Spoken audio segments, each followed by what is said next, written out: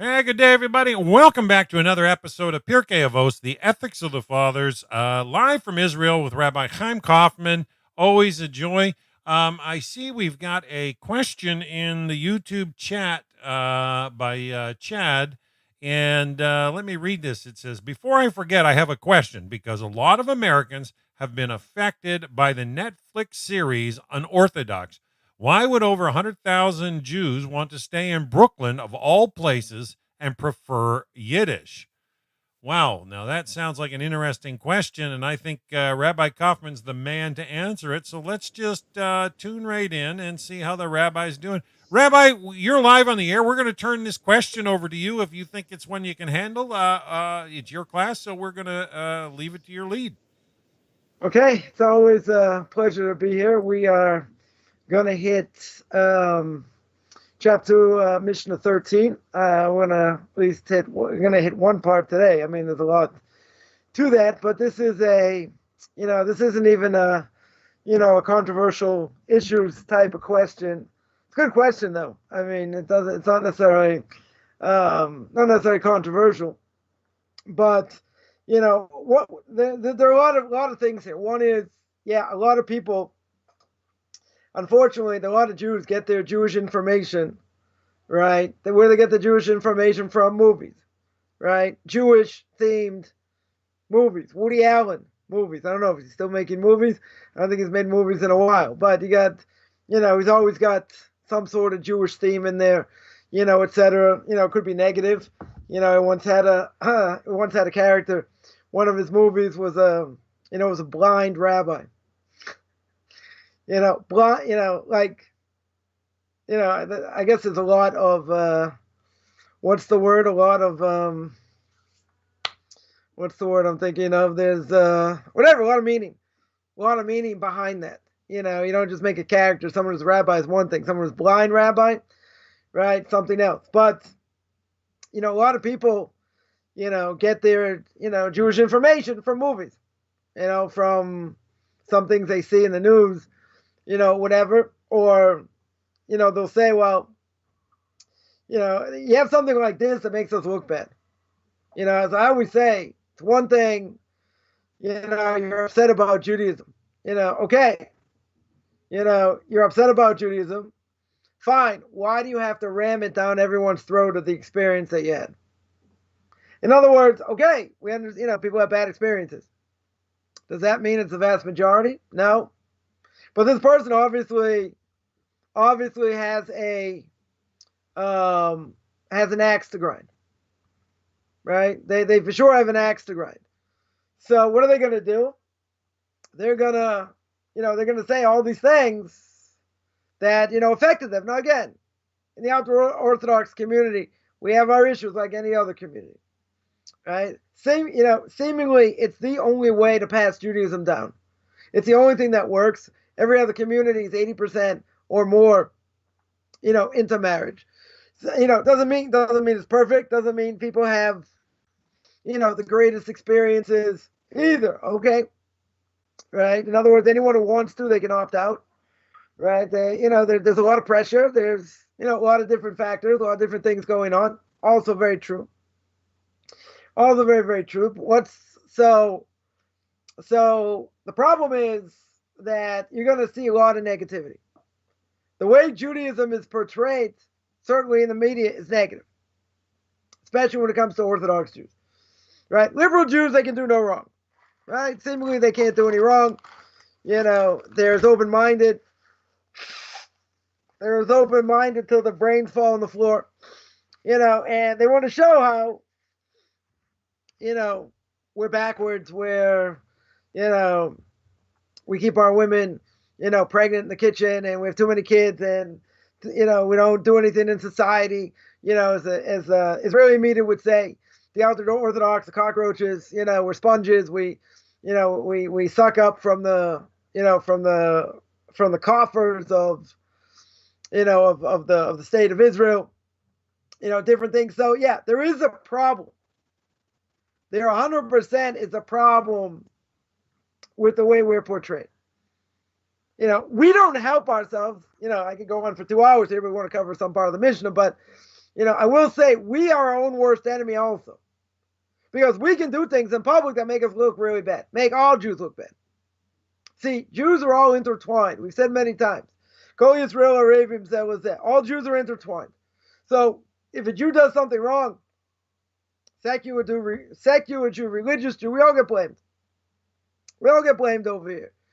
So the problem is, as we mentioned, we have to be better. We have to do what we need to do at the highest level. Now, can there be people that do things wrong, give us a bad name? 100%.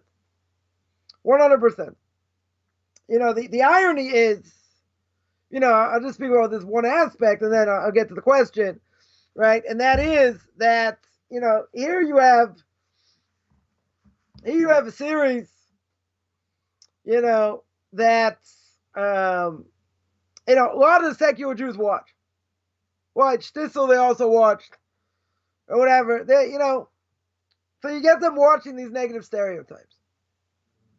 Now, no community is perfect. No one's going to claim, every community does not have something to detract from it in some ways. At the same time, there's a lot of good. You go into any Orthodox community, there are hundreds, if not thousands, of gemachs, gemilus chesed, right? They do chesed for other people. In what things? Someone had a fax gemach. I don't know if people get faxes today. Probably not. Right? But, anyone who needed to get a fax, they said, okay, here's the number. Let them call and we'll get a fax. We'll call you for free. They free loan societies. They have medicine gemachs where, a person needs medicine. They can go there. They have to replenish it. But, hundreds of thousands of these gemachs, every single religious community. For any type of needs. You forgot challah. You forgot challah before Shabbos.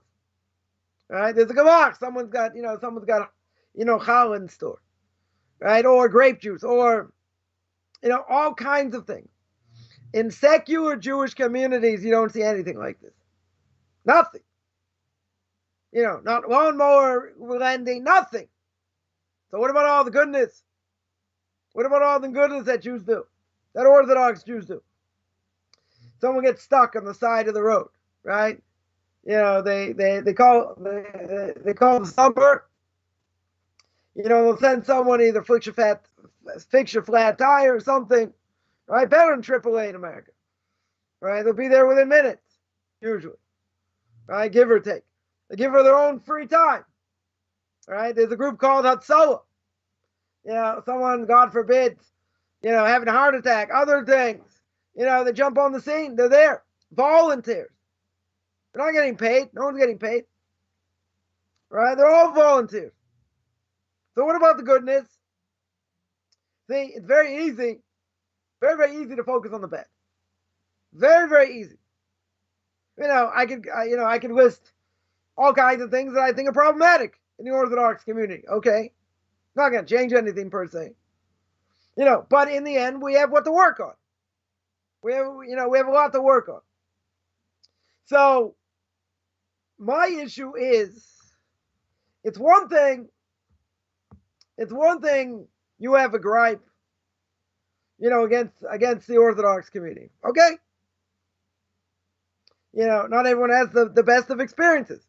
Okay. Then a person can be lacking in emunah and bitachon and proper faith and belief in God. They don't look at the bigger picture. This happened to me, blah, blah, blah. They check out. Now, even if something, let's say they had a bad teacher, right? We mentioned this before. They had a bad teacher. Kids in fourth grade says, that's it. I'm done with education, right? We don't need no education. Pink Floyd, anyone doesn't know, right? So you say, that's it. I'm going to get a job. Why don't you say you had a bad experience, you had a bad teacher, and everyone agrees, you move on. But someone said, no, I'm going to check out. You're going to be liable if you check out. You're going to get punished for checking out. This happened to you. Good. Don't we have all kinds of tests in our lives? We have family tests. We have health tests. We have livelihood tests. Million tests we have. Maybe all at the same time. We're in this world to toil, the Ramchal says, in Path of the Just. We're here to toil. We're here to work hard. That's what we're here for. So who says it's going to be easy? Nobody says it's going to be easy. But what's the problem? The problem is you stick out your dirty laundry, you put it in public. And you make something totally negative. Now, someone's going to say, my opinion, based on my experience, we don't push anything under the rug. Okay? Not saying we should. Right? There are serious issues coming to the forefront. There are serious issues. I'm not going to say not. Does that mean I have to make a documentary and put it out there? People have to be aware. I agree. But here someone's got a grievance all negative. Totally negative. So what about the positive? Where's the positive over here? What about all the good things that happen? No, I got an axe to grind. Not only did I go through a bad experience, I'm going to show everyone. I'm going to show everyone. They're going to say I have a right. I'm going to warn people about the Orthodox community. Okay, show it balanced. Which the media never does, by the way. Show the other side. Show the goodness. Don't just show the bad. As if to say there's no good. Yeah, I'll take issue with that. I'll take major issue with that because there's a lot of good. I sat in a rabbinical court, one of the top rabbinical courts of the world here in Jerusalem for 5 years. My Rebbe said it's a good thing you have a connection to me. Otherwise, you would have thrown in the towel. Why would you become religious? Good point. People come in, they say, yeah, I lied, I stealed, I did this, I did that. Big hats, lawn coats, this, that. Can't they give a person, person going to say, what, I changed my life for this? Remember one fundamental principle. Don't mix up Jews and Judaism. Just because Jews do things, even Orthodox Jews, doesn't mean it's right. So let's say something happened and they're in the right. The person who did whatever they did is wrong. Let's make it easy. Someone did something wrong. Whether it's egregious, it's not egregious, whatever it is. So now, the person can say, because of that, I'm done. And that's what Judaism is. Who says that's what Judaism is? Someone gets ripped off in the store, and the Orthodox Jews running the store. You're going to say, well, Orthodox Jews, this, that, and they're all a bunch of, thieves? People can say that. That's being racist. Totally being racist. You say that about blacks, you know what would happen? You know what happens? People come pick at your house. If not, burn down your house. You can't say that. Right? It's racist. Look up the definition of what racist is. That's being racist. There are plenty of racist Jews in the world. Our own worst enemy. So if you want to present something, say, okay, I had a bad experience. Good. Not everyone has the greatest experience, okay? Some it's easier, some it's harder. But they're going to say, oh, look at the lifestyle. Look at this. And, it's born and bred. It's feeding, whatever. Feeding into it. Now, I just mentioned something that doesn't exist in any other secular, reform, conservative, reconstructionist, progressive, whatever you want to call them. These gemachs, as they're known, for chesed of lending all kinds of things for free. They're not asking for money back. I mean, if there's medicine, okay, you have to return it. You have to compensate for it, fine. But these other things, want to borrow a lawnmower? They're not asking for money. If they have it available, they'll lend it to you. If a person got a fax, they'll give it to you. Whatever it is, challah, wine, all these things. In secular Jewish communities today, I'm going to go on the line because we're recording here. We're on the Roku network. And guess what? All these secular communities, they don't have one. They don't have one. Try and set up in a secular community. People put money together, so people can, if they're having trouble, they can borrow money for free. no interest, because a Jew can't loan to another Jew with interest. It's a very severe prohibition.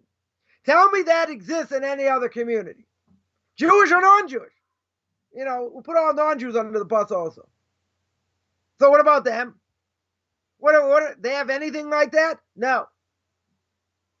Every single Jewish community, Orthodox community I've been in, they have hundreds of these. It's not just in one city, it's all over the world. All over the world. So now you want to only show the bad? Well, you're only showing one side of the story. And again, we're not perfect. No one's claiming to be perfect. There's only one being that's perfect, that's God himself. We're not perfect. We make mistakes. So you want to harp on all the bad, all the negativity, okay? I could very easily make a documentary if I wanted to. Make a documentary on how the Reform and Conservative movement totally destroying Judaism today, with their quote-unquote open-mindedness till their brains fall on the floor. Be very easy. Very, very easy. I could come up with 100 issues at the back of my hand.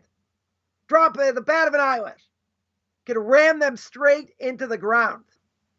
One thing after another. Bam, bam, bam, bam. Wouldn't take much time to do, not even much effort. So yeah, I can always focus on the negative. And when I speak about them, I do, because they are negative. I don't say any good what they do. If you tell me they have all these gemachs, very good. What are they doing for the world here? What are they doing for Judaism here? Problem is they don't know anything. They've never learned. They never studied. You can't hold that much against them because they don't know what they're doing. They never learned. So it'd be very easy for me to pick apart them. I mean, classes I took there, and I mentioned different classes, different things. Easily I could do that. Make a whole, make a whole documentary. Right? Then someone on the other side will jump up and say, but we do a lot of good things. We help the environment. You're only looking at one side. Yeah, the most important side. Right? But that's not the question. Right? I answer one aspect. Yeah, it's totally negative. And most things that come out against Orthodox Jews that come out in the media is negative. So my first thing is, so why not focus a little bit on the positive? Plenty of positive. Plenty. I mentioned one aspect. Are they going to focus on that? Never. Never going to happen. Why not? Because they want to ramp us into the ground. They want to show because we do this, we do that, we do the other thing. Okay? Again, I'm not saying we're perfect, but that's to say we have no benefit. We have no benefit for the world. People sitting and learning, they're not doing anything for the world. Like, I know someone wrote a book on tax law. Got paid all kinds of money. Was given an apartment. They don't call him a parasite. They say he's doing something important for the world. He's writing a book on tax law. We all by Pirkei Avos, when we start at the very beginning, 3 things that uphold the world. What's one of them? Torah. Without Torah, goes back to Genesis chapter 1, verse 2. Back to the original chaos. Right? Right the back of that Led Zeppelin album. Anyone knows what I'm talking about? Very bad. The world stands up through Torah learning. You're going to say, let them do something real. Let them get a job, let them this.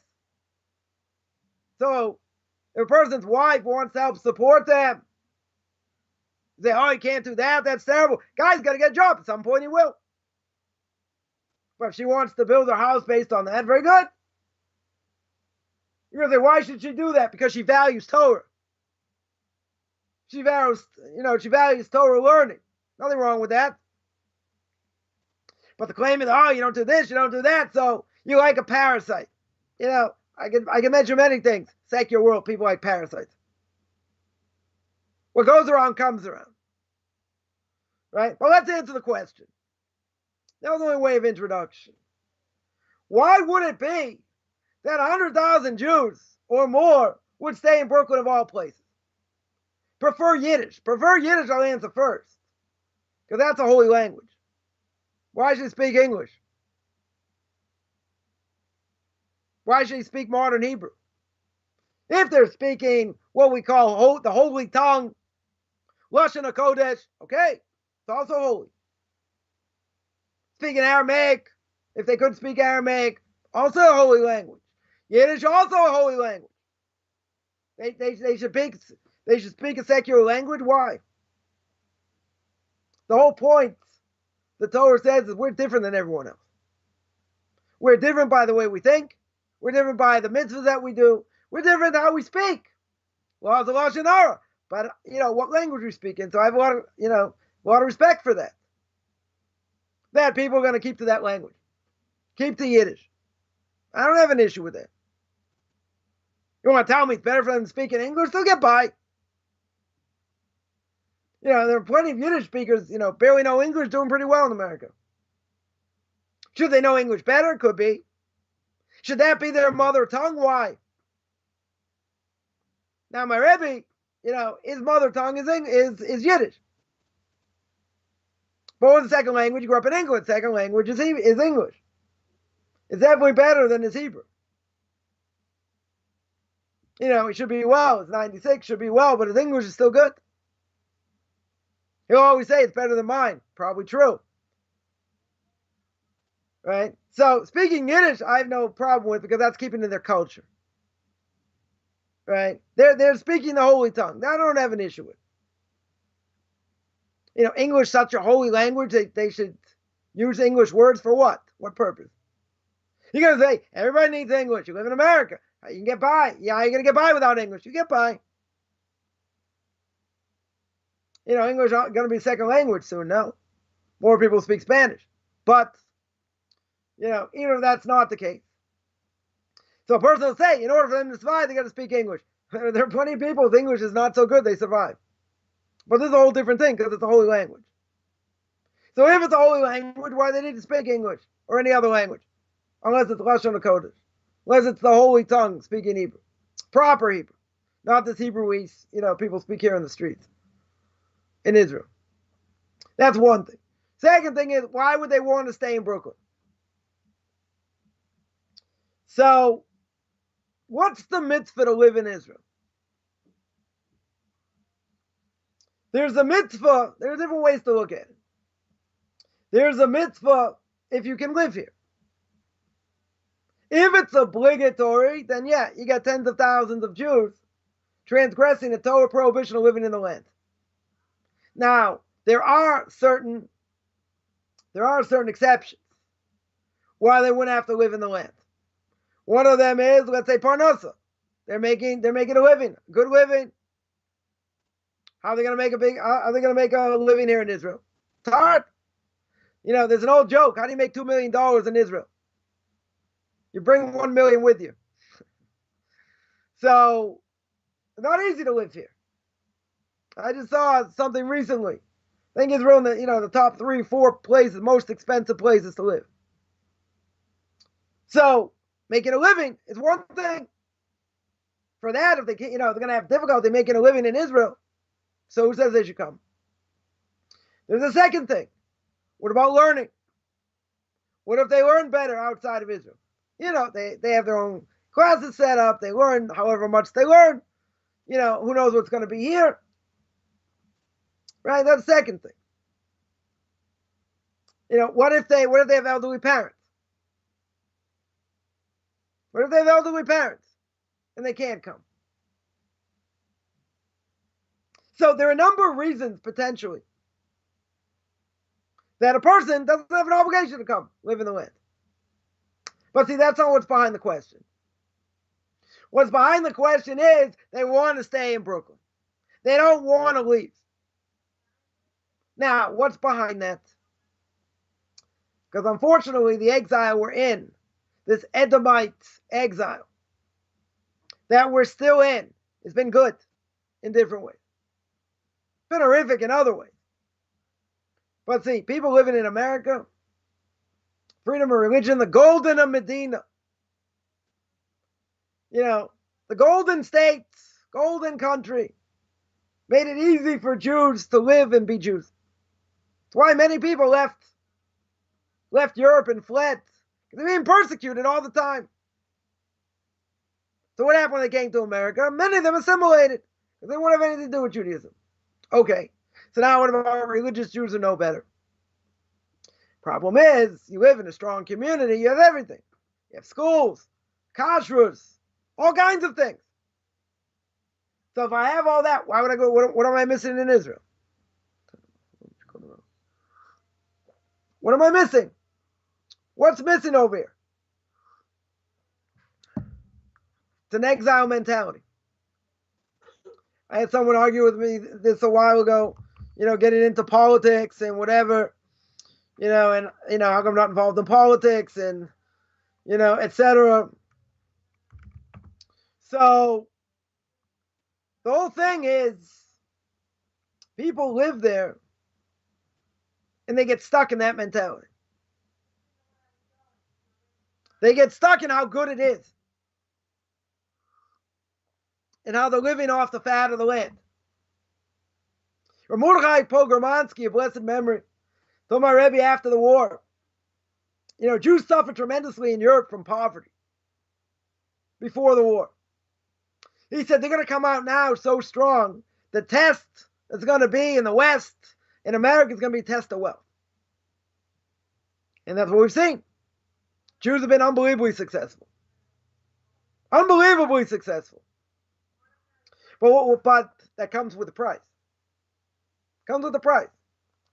You have everything. You live in a strong Jewish community, you got all the amenities. Right? Forget about, you got to deal with elderly parents, livelihood issues, other things. Even if all things were good, they didn't have any of these issues. Let's say someone's a multimillionaire, doesn't have to work. So why shouldn't he live in Israel? Why shouldn't he move here?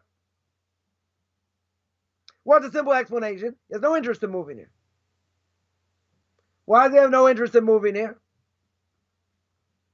Because everybody knows. The Gemara says in Brachas, one of the three things that are acquired with great difficulty. Olam Haba is another, Torah is another. Plus the land of Israel. It's hard. You got a problem with the Arabs. People make less money here. A lot of issues. 100% there are a lot of issues.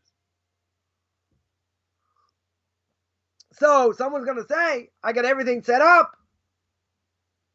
Why in the world should I move? Everything's good. I'm using a case where they don't have excuses. If they have an excuse, very good. Then they're allowed to rely on that. But if they don't have an excuse, what's the answer? What's the answer? It's a gullus mentality. Right? It's an exile mentality. That's what it is. That's exactly what it is. They don't know what they're missing. You're right. We don't have a temple today. We're still in exile in Israel. No question about it. Got the mixed multitude in charge of the government. The Arab Rav. Yeah, we got a lot of issues here. Definitely a lot of issues here. At the end of the day, if a person, doesn't have an excuse why they're not living here, then it's a problem. Because they think they have everything. Why should I leave? See, one thing we're missing, I spoke in classes, my conversion class, about the destruction of the temple. One of the things we're missing is what it means to have God's presence in this world.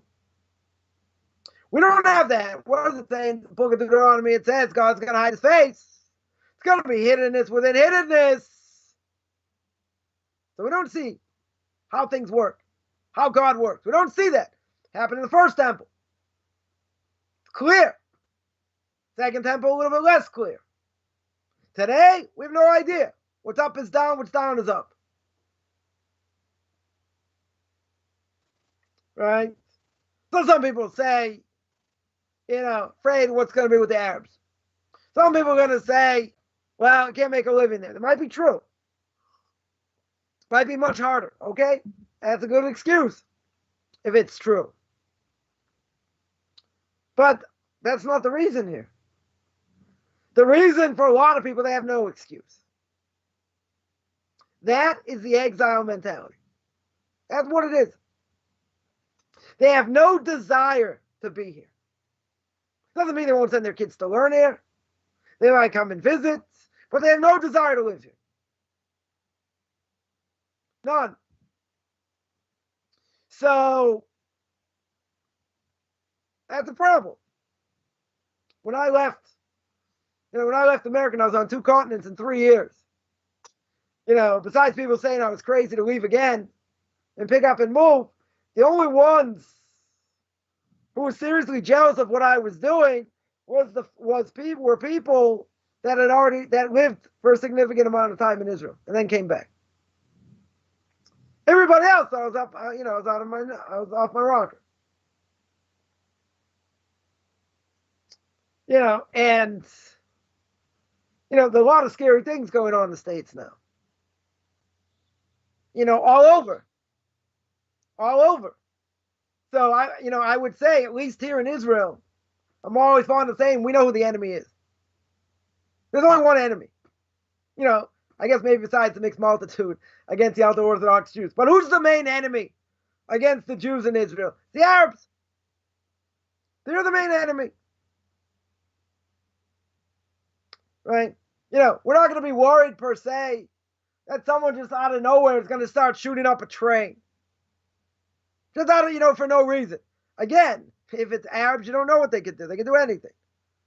Right? But in the States, you see all kinds of craziness, all kinds of shootings, schools, everywhere. How many in the last year? How many shootings there have been? 20, 25, 30. Shooting up schools, different things. That's insane. Why would someone stay there? Because it's what they know. It's where they're comfortable. Right? They say, no, it's not going to affect us. This is not going to affect us. It could get a lot worse.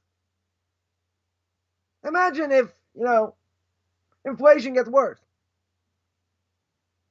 Imagine if food is more scarce. What's going on in Ukraine? Things have gone through the roof because you can't get wheat. So prices going through the roof. And a lot of things. And what if that gets worse?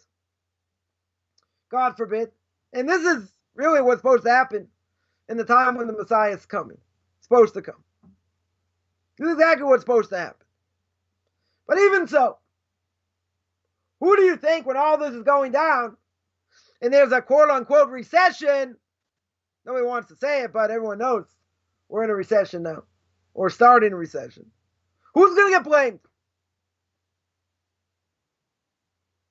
You're right. But who else is going to get blamed? Jews. We're the easiest scapegoats. Easiest scapegoats happen everywhere.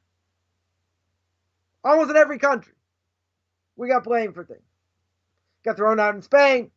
Thrown out in England. Right? Germany. Right? What was Germany's big thing? They blamed us. For the depression there. Right? Someone there points out, electricity in Europe going crazy. I just saw an article about that earlier. Or whatever, on Friday. Yeah, it is nuts. People are going to be paying a lot more for electricity, certainly during the winter. A lot of things. See, we got blamed for everything. We're in charge of the media. We're in charge of money. Or we cause these problems. We're the easiest scapegoats. You think in America, if things get much worse, they're going to blame everything on the blacks? Never. Koreans? Never. Who's the group's going to get blamed? We'll get blamed. That's how anti-Semitism works. So some people have been screaming for a long time, Jews better get out before it's too late.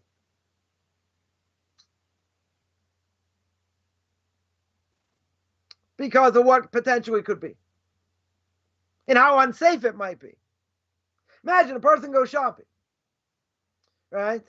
Imagine a person goes shopping. They come out prices through the roof. There are people who don't have food, or they're struggling severely. What are they going to do? They're going to hold you up and take your food. Now, a person's going to say, come on, you really think it's going to happen? When things get desperate, people do desperate things. That's right. People, and if people don't have money, or they're hungry, or they're struggling, they're whatever. So anyone comes out shopping, you better have, armed guards. Now, it's hard for me to imagine such a thing. Very hard for me to imagine such a thing. Is it possible? Possible. Depends how things go out of control. We don't know. You know what it's going to be. But it's insane. Prices for food, someone was telling me also. Someone on the stage is telling me it's crazy what's going on. Here, plastic stuff's gone through the roof, and, that's more against us because, we use more plastic, ultra-Orthodox Jews, than probably most other people. So they put a tax on that, and, prices through the roof. So, yeah, it could get a heck of a lot worse. Definitely get a heck of a lot worse. But again, people will say, yeah, it'll pass. Now, again, I'm not advocating that, well, you better get out before it's too late. I don't know. I'm not necessarily seeing that. Could it get that far? It could. And it could get there quickly, maybe. And there were rabbis in Europe during the time of the Holocaust, they didn't think it was going to get this far. Even though Hitler said, Yamach Shemot V'zichro, may they be blotted out, may rot, wherever he is, they didn't take him so seriously. They didn't think he was going to do this. Right? But some people saw the writing on the wall to get out. But the rabbis themselves, God closed their minds. Didn't allow them to give them the right advice. And by the time they realized what's going on, it was already too late. It was already too late over here. So I would agree. Right before I came back to Israel 14 years ago, I went to a wedding in Brooklyn. I was living in New Jersey at the time. Probably the second time I've been in Brooklyn in 3 years. Right? So, it's a good hour and a half, from where I was living. But I had, not really that much reason to go there.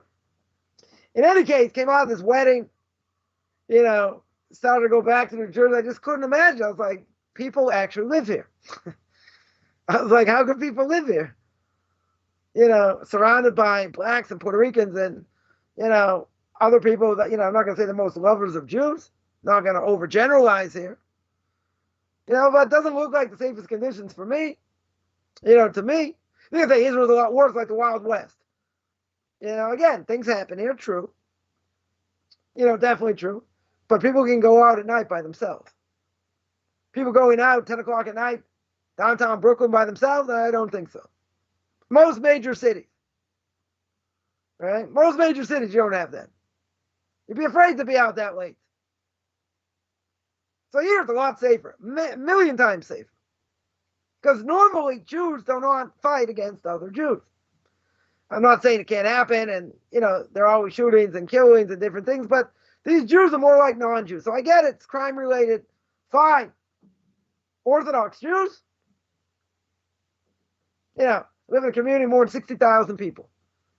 Right? Probably higher than that now. It's probably like 70,000, 80,000 people. Right? More than 20,000 kids. Now imagine this. How much petty theft do you think is in my community? So I'm going to tell you, 0. And if there is theft, there are 2,000 Arabs that work in the city. If there's any theft, it comes from them.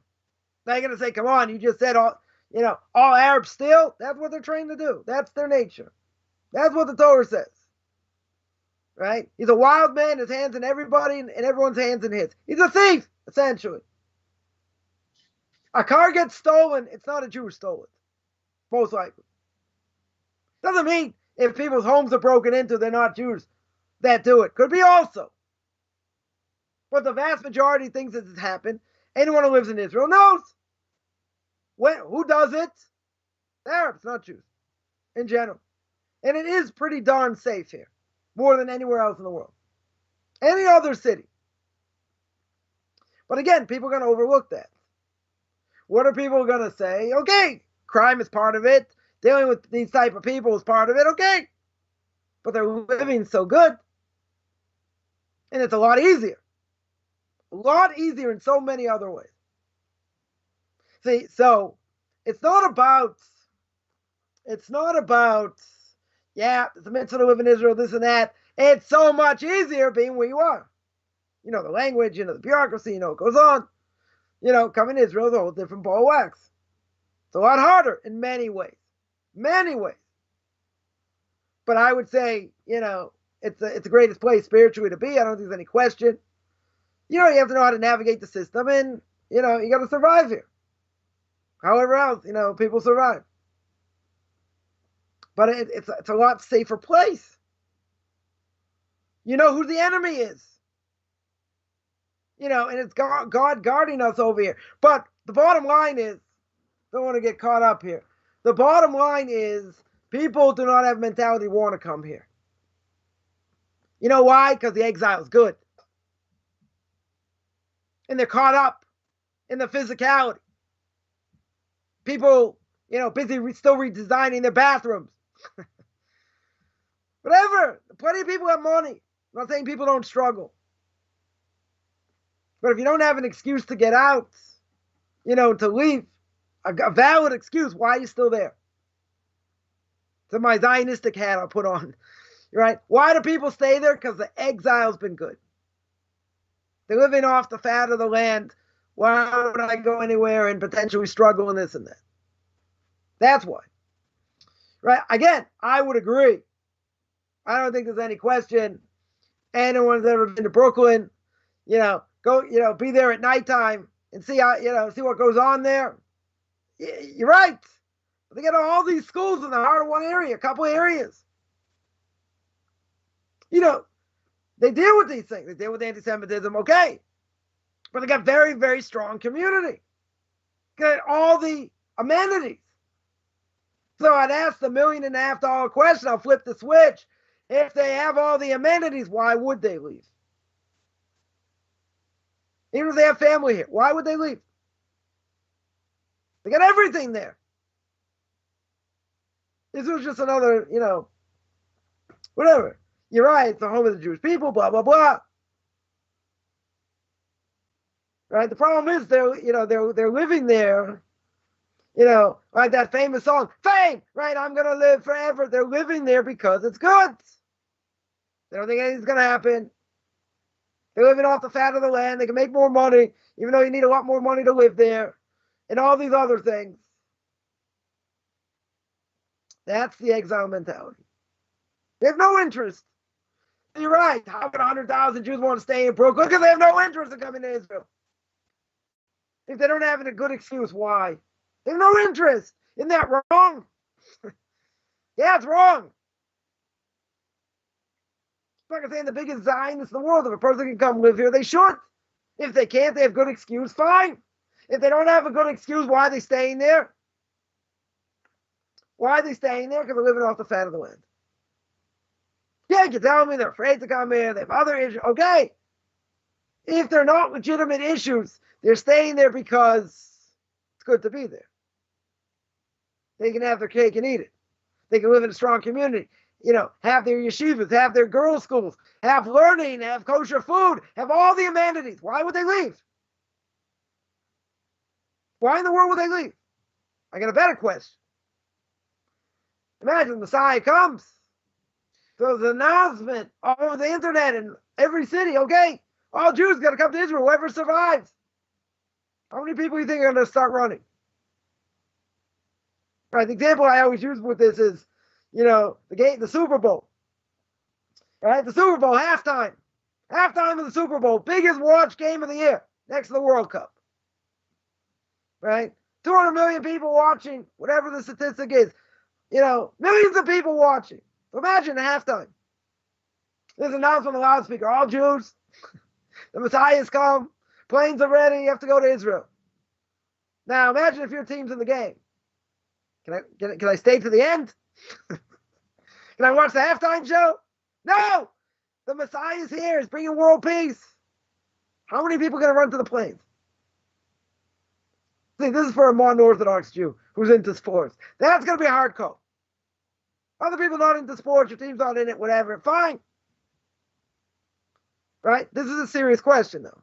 I'm making a joke out of it. It's a serious question. 100% a serious question. Someone here asks, well, don't ultra-Orthodox Jews don't agree with Israel, right? Right? I didn't even mention that. You have ultra-Orthodox Jews, some Hasidim like Satmar, they don't believe in the state. Can't come to the state until the Messiah comes. Let's just say that's a minority opinion. Not everybody holds that. It's a minority opinion. So we don't have to include them over here. It's a minority opinion. Even though there are Satmar Hasidim that live in Israel, it's a good question. Why? If they don't really believe in the state, how can they live here? Even if they don't get money from the government and whatever, how can they don't get help for their institutions, whatever? How can they still live here? Right? So that's a question. So some don't believe in the state. Okay, but that's not the majority. It's not even close. Right? So the majority of Brooklyn is not Satmar. They're not. So they're not coming because they don't want to come. They don't have any interest to come. Because they're living off the fat of the land. Yeah, again, not going to malign everybody. If they have a good excuse, whether it's livelihood, learning better, for a shidduch to get married, or, they have elderly parents, they can't leave. Okay, these are legitimate excuses. If it's not a legitimate excuse, what's the answer? I gave you the answer. They don't want to leave. Because they're living too well. Now, some people will say, well, they're stuck there, they can't leave. True. Maybe they're scared, okay, right? Going to the unknown is kind of scary, in many ways. But at the same time, that'll be some of them. But I think the vast majority, I don't think there's any question. I don't think they have any interest coming. Because how can they live in Brooklyn? Well, they live in a very strong religious community. If they're living in a very strong religious community, why would they want to leave? What are they lacking? What in the world are they lacking over here? They're going to say they're not lacking anything. Or let's say a person has a position, they're teaching there, they're helping, draw Jews back to Torah, this, that. Okay. There are legitimate excuses. But I'm saying if you don't have a legitimate excuse, it's an exile mentality. That's the exile mentality. They have no interest to come for that reason. Because they're living off the fat of the land. Again, for most people, are they going to send their kids to learn in Israel? 100%. And if some of their kids decide to live here, they're going to come visit? Yes. But they themselves won't. Maybe at the end of their lives, maybe. Right? But in general, why would they? Why would they? Believe, they believe in the importance of the state of Israel. Right? But why would they if they're living well in America? Or anywhere else? They wouldn't. Wouldn't make any sense for them to come. Because they're stuck in that exile mentality. That's why they don't come. That would be my short, long answer. So, back to the Mishnah. Mishnah Pirkei Avos, chapter 2. Short, long answer. Short, long answer, right. Took 48 minutes. Okay, no. So, I could have gone on for another hour, but I want to hit something in the Mishnah. Right? That's the short, long answer. Awesome. So the 13th Mishnah, the second chapter, and this is part 1, because next week for sure we're going to have part 2, and there will be a part 3, 4, and 5, I'm sure. The Mishnah says, he said to them, go out and discern which is the proper way a man should cling. Rabbi Lezer says, what character trait, that's what it means. What character trait should they cling to? A good eye. Right? That we're going to speak about. Rabbi Shua says a good friend. Rabbi Yossi says a good neighbor. Rabbi Shimon says one who considers the outcome of a deed. Rabbi Lezer says a good heart. He, meaning Rabbi Yochanan ben Zakkai, said to them, I prefer the words of Eliezer ben Arach to your words. for your words are included in his. Right? So Rabbi Eliezer ben Arach said a good heart. That means all the character traits we mentioned before. Right? A good eye, a good friend, a good neighbor, they're all included in that. So comes along Rabbi Yochanan ben Zakkai, and he says those words are the best. That's what you should cling to, because all the other words are included in that. Good. So the Mishnah says, that Rabbi Yochanan said, okay, go on to discern the proper way to which a man should cling. What's the best character trait? What should I have? What should I work on the most? Comes along Rabbi Eliezer, and what does Rabbi Eliezer say? Rabbi Eliezer says, a good eye. Okay, very good. What's a good eye? What does it mean? So one explanation is that a person should be happy with what they have, not want extraneous things. Also shouldn't be jealous when they see someone has more than them. Now, this is a big topic. This is a big topic in and of itself. Right? Why? What do we say over here? A good eye means you got to be happy with what you have. What's the problem? We see what other people have. Kids, see this. And they feel, well, these kids have this, why don't we have? Why shouldn't we have?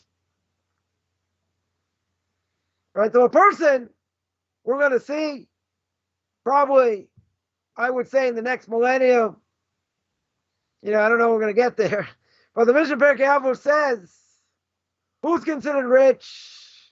And someone here points out, right? Who's considered rich? Someone who's happy with their lot. Someone who's happy with their portion. Sameach b'chelko. He's happy with his portion. So why does the person want extraneous things? Because what do we feel? It's going to make us happy. We're going to get a lot of benefit. There's an old adage. What's the difference between men and boys? Just the size of their toys. Right? In other words, someone gets older. Their tastes become different. Person, in this generation grows up. Probably more by a boy than a girl, but it doesn't necessarily have to be. What do they get into?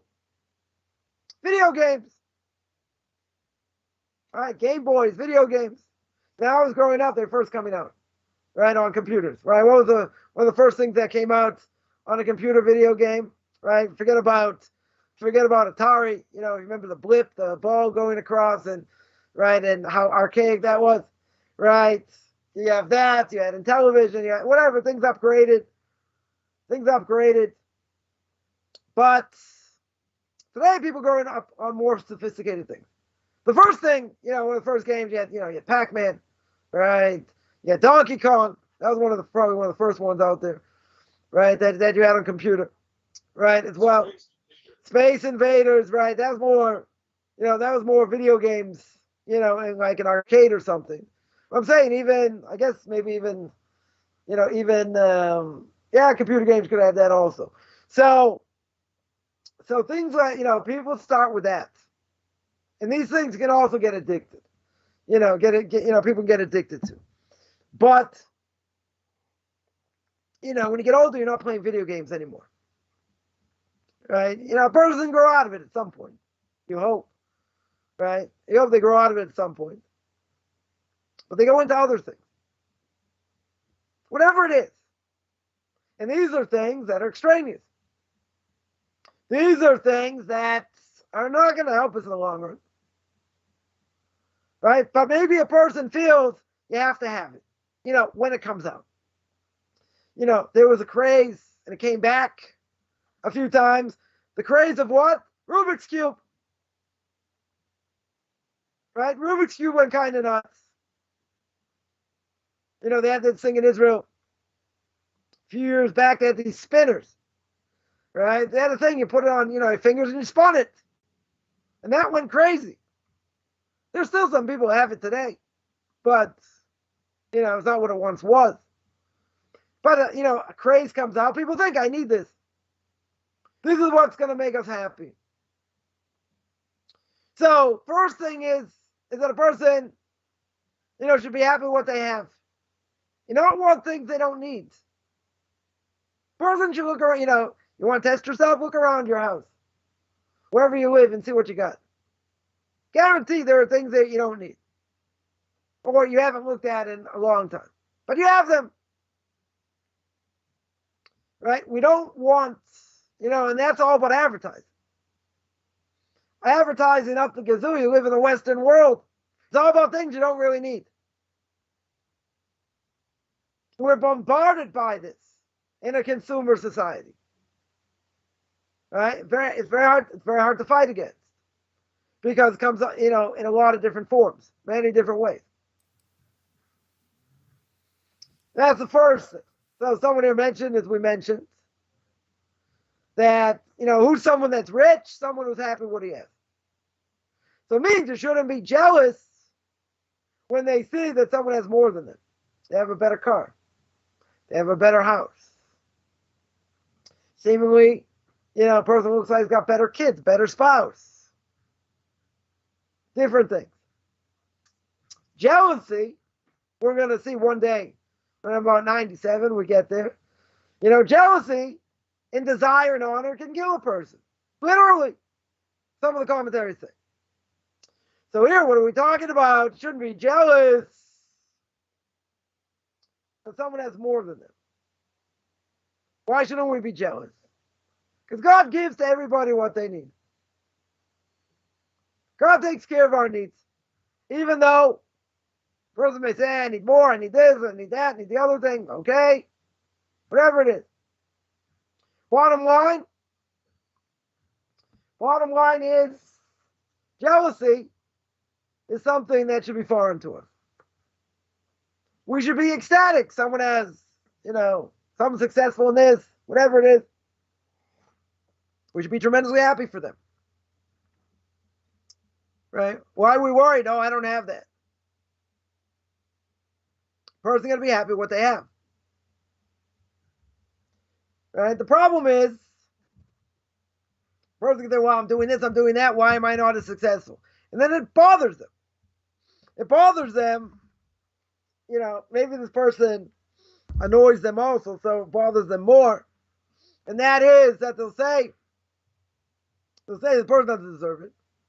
Look where they've done this, that, and the other thing. Okay? So a person here asks, so what about a person's here Shamayim? What about their fear of heaven? So how can you be jealous and have proper fear of heaven? Right? I say a little bit different. What about a person's emunah? What about their belief and faith in God? Why does this person have and I don't have? Why does this person things come easy to them and for you struggle? So where's your emunah? Where's your faith and belief in God, where God says, I'm giving you what you need and what you need to work on? For other people, they got it easy. But think of it this way. And this really answers the question, right? About getting fear of heaven. Think about it. Someone has it easier. Let's say livelihood. They have it very easy. Jobs come to them. They're never lacking. They're never lacking over here. So you can say, wow, person who has it hard, they're going to say, why should they have it easy and you have it hard? Make you think a little bit. But think about other things going on in their life. That might be easy. But let's say they have issues with their spouse. Let's say they didn't,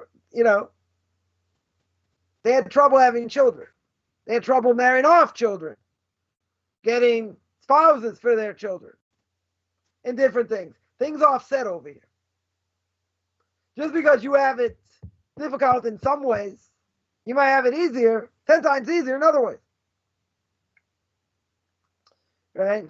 I'll tell you that one of the things, I constantly pray for every day is that, and this is a whole topic in and of itself, but I think we'll hit it because I think it's important, and that is about an evil eye. Now, what's the evil eye? The Gemara says 99% of people die because of the evil eye. Now, what does the evil eye? What does the evil eye mean? Evil eye means, let's say your person's building, I don't know, they're building an extension to their house. They're adding on to their house, and someone's jealous. Now, that's not necessarily your fault. You need more space, so you're adding on. Or let's say better. Let's say it's not about space. You're adding on for whatever reason, but it's not about space. You have a nicer car, you have this. So you're adding on over here, and this person's jealous. This makes the person feel bad. Now, a person can say, what's the big deal? You know, I'm building because I need it or whatever. Maybe it's a little bit ostentatious. Okay. Makes the other person jealous. Now, someone's going to say, if the other person's jealous, is that my fault? Not necessarily. But if you did something, make someone jealous, right? You're a little more extravagant, let's say. You made somebody jealous. What happens? This person's now in pain. This person is suffering in different ways. But you're building, okay, you're building a little more extravagant, let's say. I'll make it easy. You're building more extravagant, in addition. So by doing so, a person feels bad. Now, in general, I would say if a person adds on to their house because they need the space, no one's going to be jealous of that. They understand. Person needs space. Makes sense. But if you're doing something extravagant and it makes someone jealous, makes them feel bad because they can't do it, or they can't build, or they don't have money, or whatever the case is. Now, what does that do? What that does is kind of opens up a file. Right? God's gonna look at this person screaming out in pain. Either they don't scream out in pain, it's what they feel. God says, what's going on over here? Why is the person, why is one of my creations suffering? So God looks down and he says, oh, I know why they're suffering. Because this person's building an extension to their house. And they're being extravagant when they shouldn't be extravagant. So God says, one of my creations suffering over here? I'm going to make this person's life now a misery that's building. You're going to say, but what did I do? What did the person do over here? He got his file opened because it made someone feel bad. He went beyond what he should have done. If you tell me, that's why I said I made the case easy. If you tell me a person added on to their apartment, I have a neighbor trying to is adding on to their apartment, which took off part of where I live, and there's still buildings, going to take them a while. They have 18 kids. 18, yeah. Not all of them live at home, right? But they have 18 kids. So they're living in, they have I don't know, 3 bedrooms, 4 bedrooms. They have 4 bedrooms right now. And their kids that sleep in the living room. They have no space. So finally put some money together. I don't know exactly how. Put some money together. It's building. They're adding 2 rooms. So, part of my apartment they took off and whatever. So, they're building. Now, why are they building? Everyone understands why they're building. They're building because they need extra room. They need extra rooms. Anybody going to be jealous of that? No.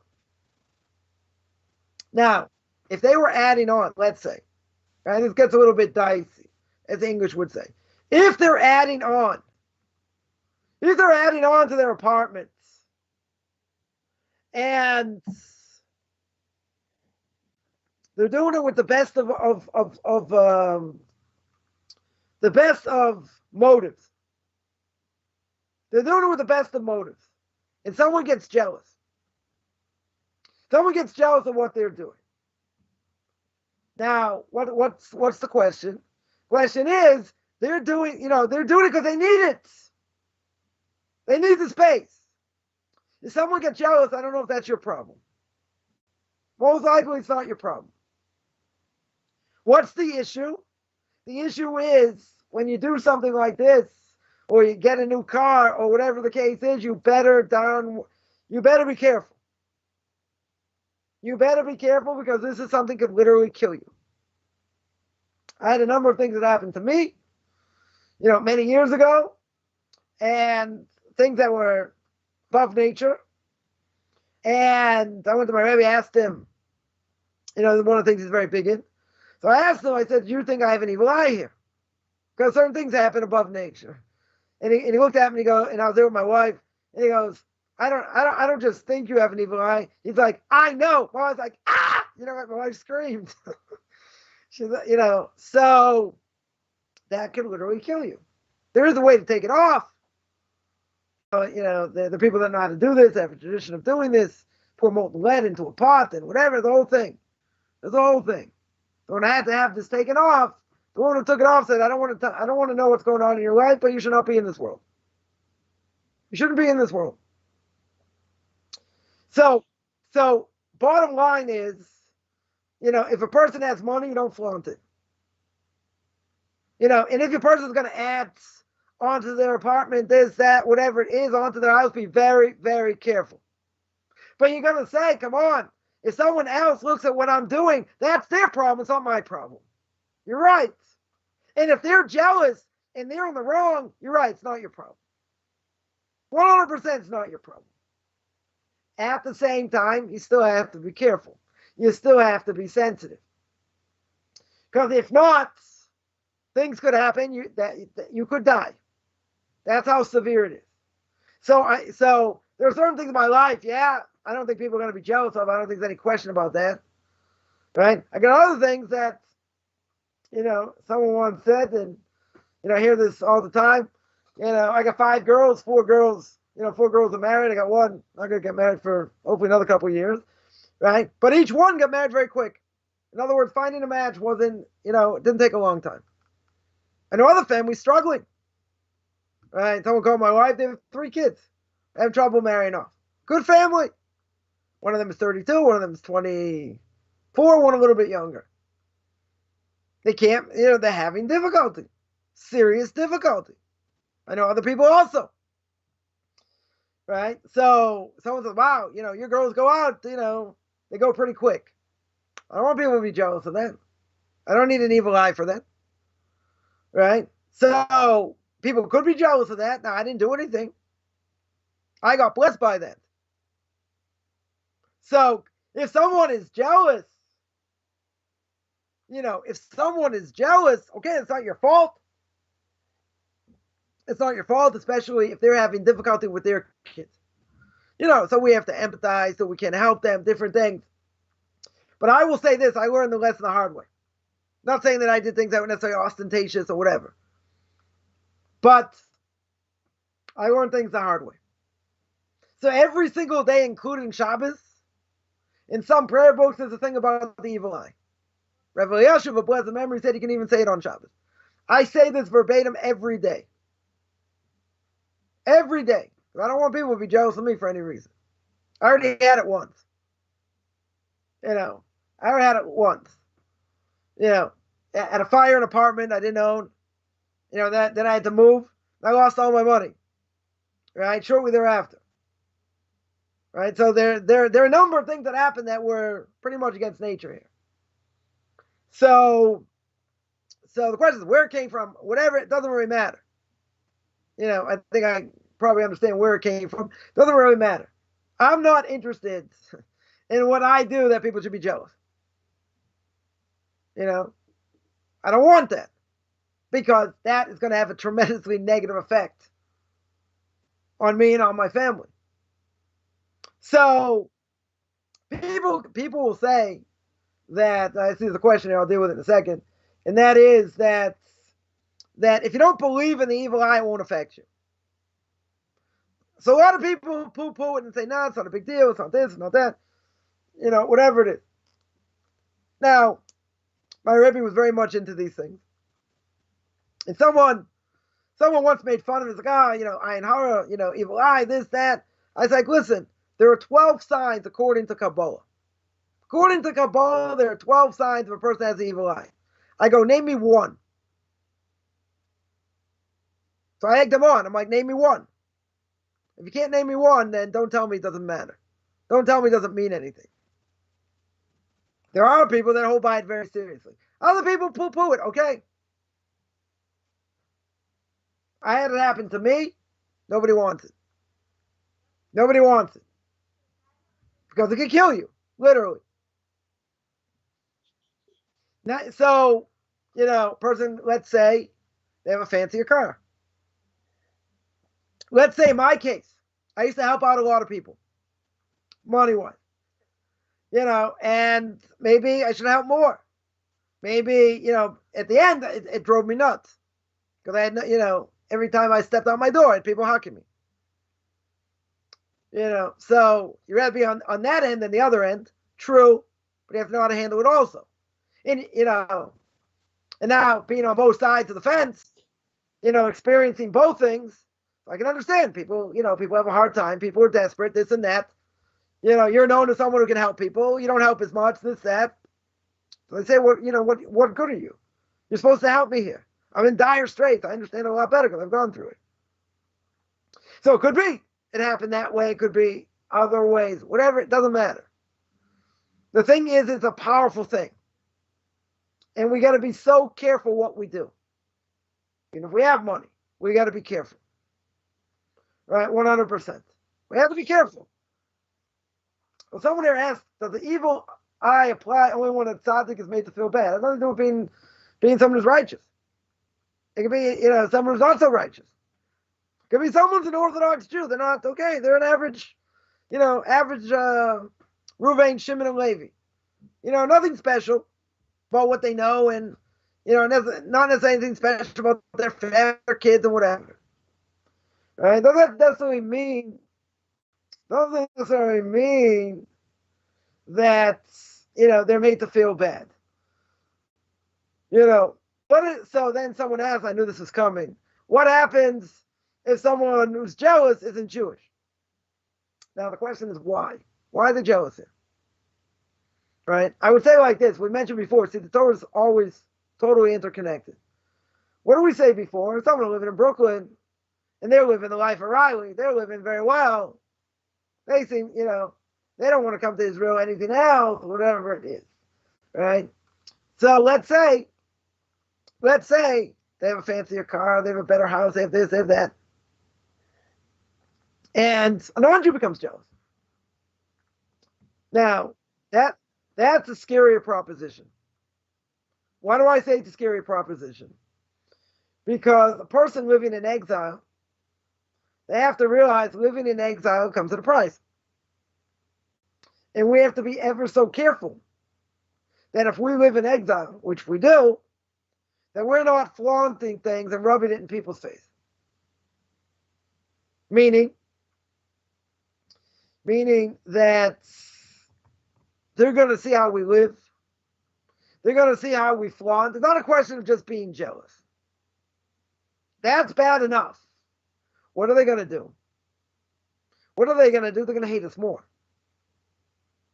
Because they don't, again, it's not just about they don't have, or they couldn't have, or whatever. It's about thinking we're living in this world like it's the ultimate. Like, again, fame. We're going to live forever. We're living thinking this is the ultimate. They're going to have the fanciest car, the fanciest this, whatever it is. Even if it's within my means. That's going to bring about hatred by non-Jews. That's something else. We're not attributing to the evil eye here. That's about living in exile thinking that this is my home. This is my true home. That's not your true home. Where's your true home? Your true home is the land of Israel. That's your true home. But you're living there like it's the ultimate. And what's going to happen? You don't help others. You don't do the right thing. God's going to spit you out. Totally spit you out. So there's another issue here. There's another factor. You're living in the graciousness of that place. The Golden of Medina, as we call it. Further living in the U.S. And there's not religious persecution. They can practice their religion and all that, and they're protected, at least for now. right? Probably one of the only countries Jews haven't been spit out from, haven't been exiled from, and shouldn't have happened. But, you know, I would probably venture to guess it happened at some point. But, in either case, you're living there like you own the place. That's a problem. That is a problem. So I'll give an example. I saw someone who was at a bar mitzvah last week, and I saw somebody who's living in the States, and one of their kids living in the States, and living, whatever, somewhere in New Jersey, not far from where I used to live.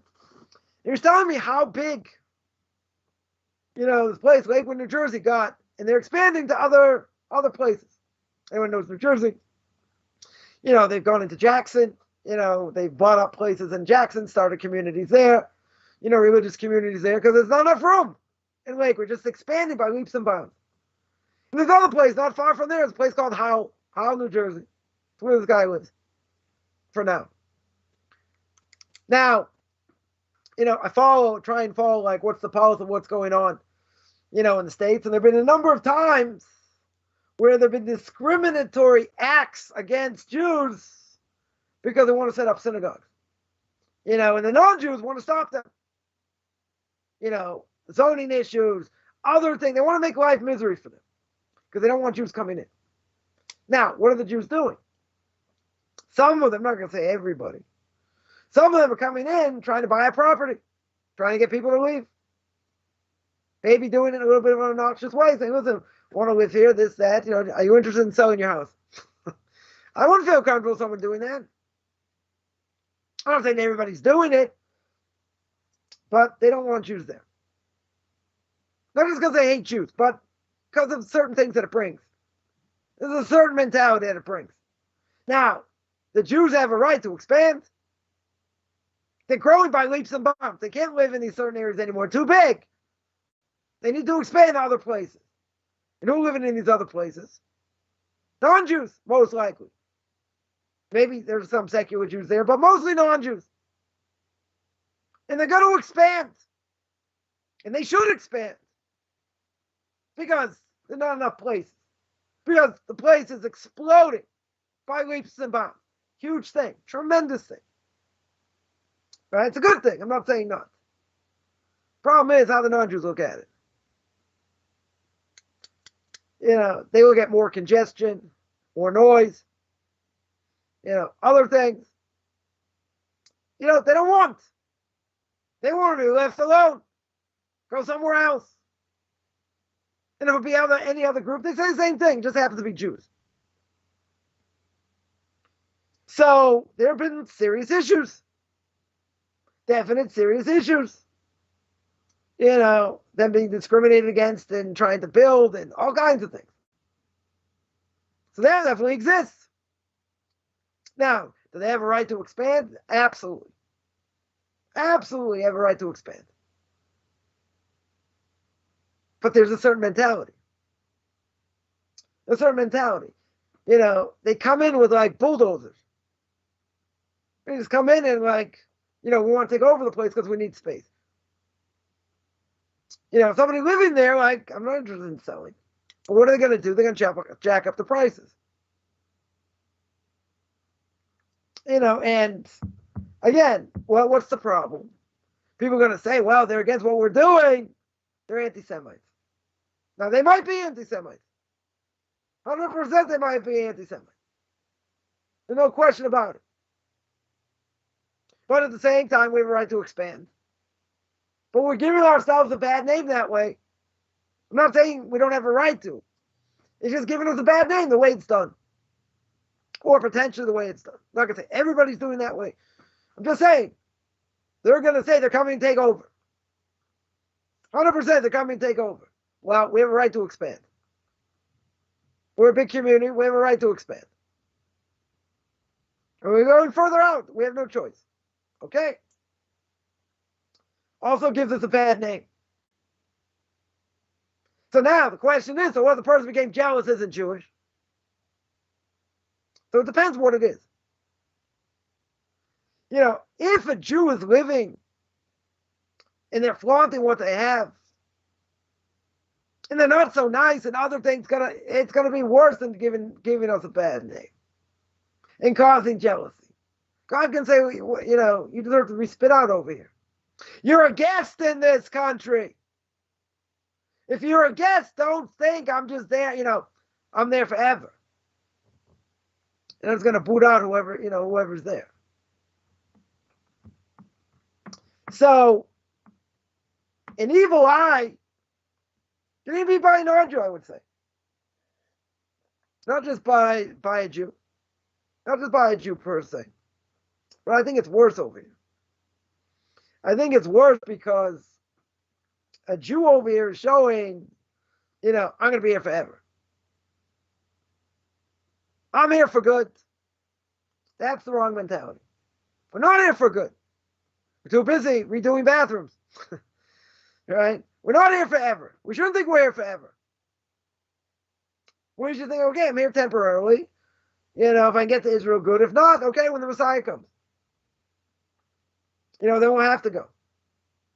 But it makes Jews look really bad. It makes them look bad not just necessarily because of an evil eye.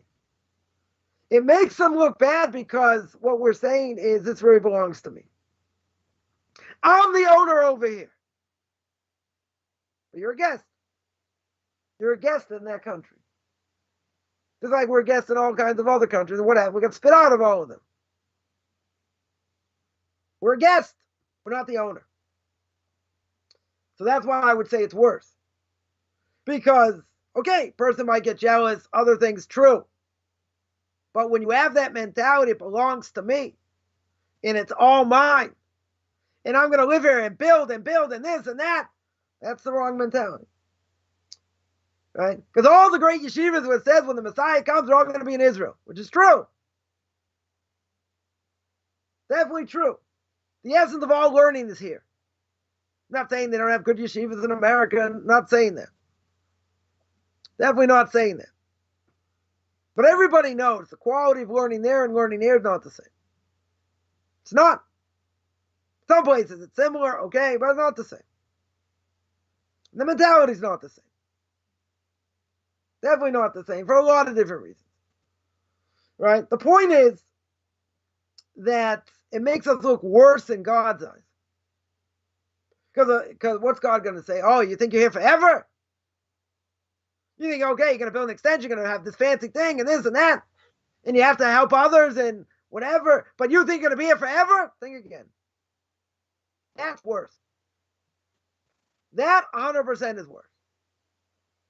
If you're there, you got to be modest. Even if you have money, you have to be modest. You cannot flaunt it. And you cannot stick your nose up at non-Jews. That's going to bring anti-Semitism. That's rubbing it in their face. You're going to say, but don't I have, aren't I allowed to, enjoy life? You are.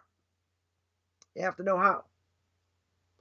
You have to know how. And the problem is, when you do that, nothing good comes out of it. Nothing. It's going to cause a lot of heartache. Doesn't necessarily mean the evil eye. In God's eye, it's going to be worse. Because you're going to think, I'm here forever. And I'm spending my money and I'm doing this. And that's the most important thing. It's not. When you live we mentioned this before. When you live in a consumer society, you're bombarded by all these things. Why shouldn't you have a nicer bathroom? Why shouldn't you remodel? Why, if you can? You got to be careful. You absolutely have to be careful. Now, again, it gets a little bit dicey. A person's adding on because they have a lot of kids. They need to add on. They need extra rooms. And what if someone becomes jealous because of that? But I'm not doing it for any other reason. I'm not being ostentatious. When someone looks at it and says, I can't build. It's bad over here. And they don't like it. Even if it's to your benefit. Even if you're not showing anyone up in the face and rubbing it in their nose. You're doing it because you need the space. That's a whole different mentality. That's a whole different thing. But at the same time, you got to be careful with that also. See, I would say if you're being ostentatious, it's 10 times worse. you're making these fancy things, yeah, that could bring out the ire much quicker.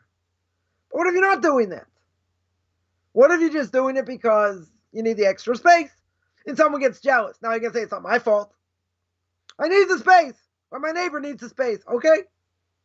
I don't think too many people are going to be jealous of him over here. They understand.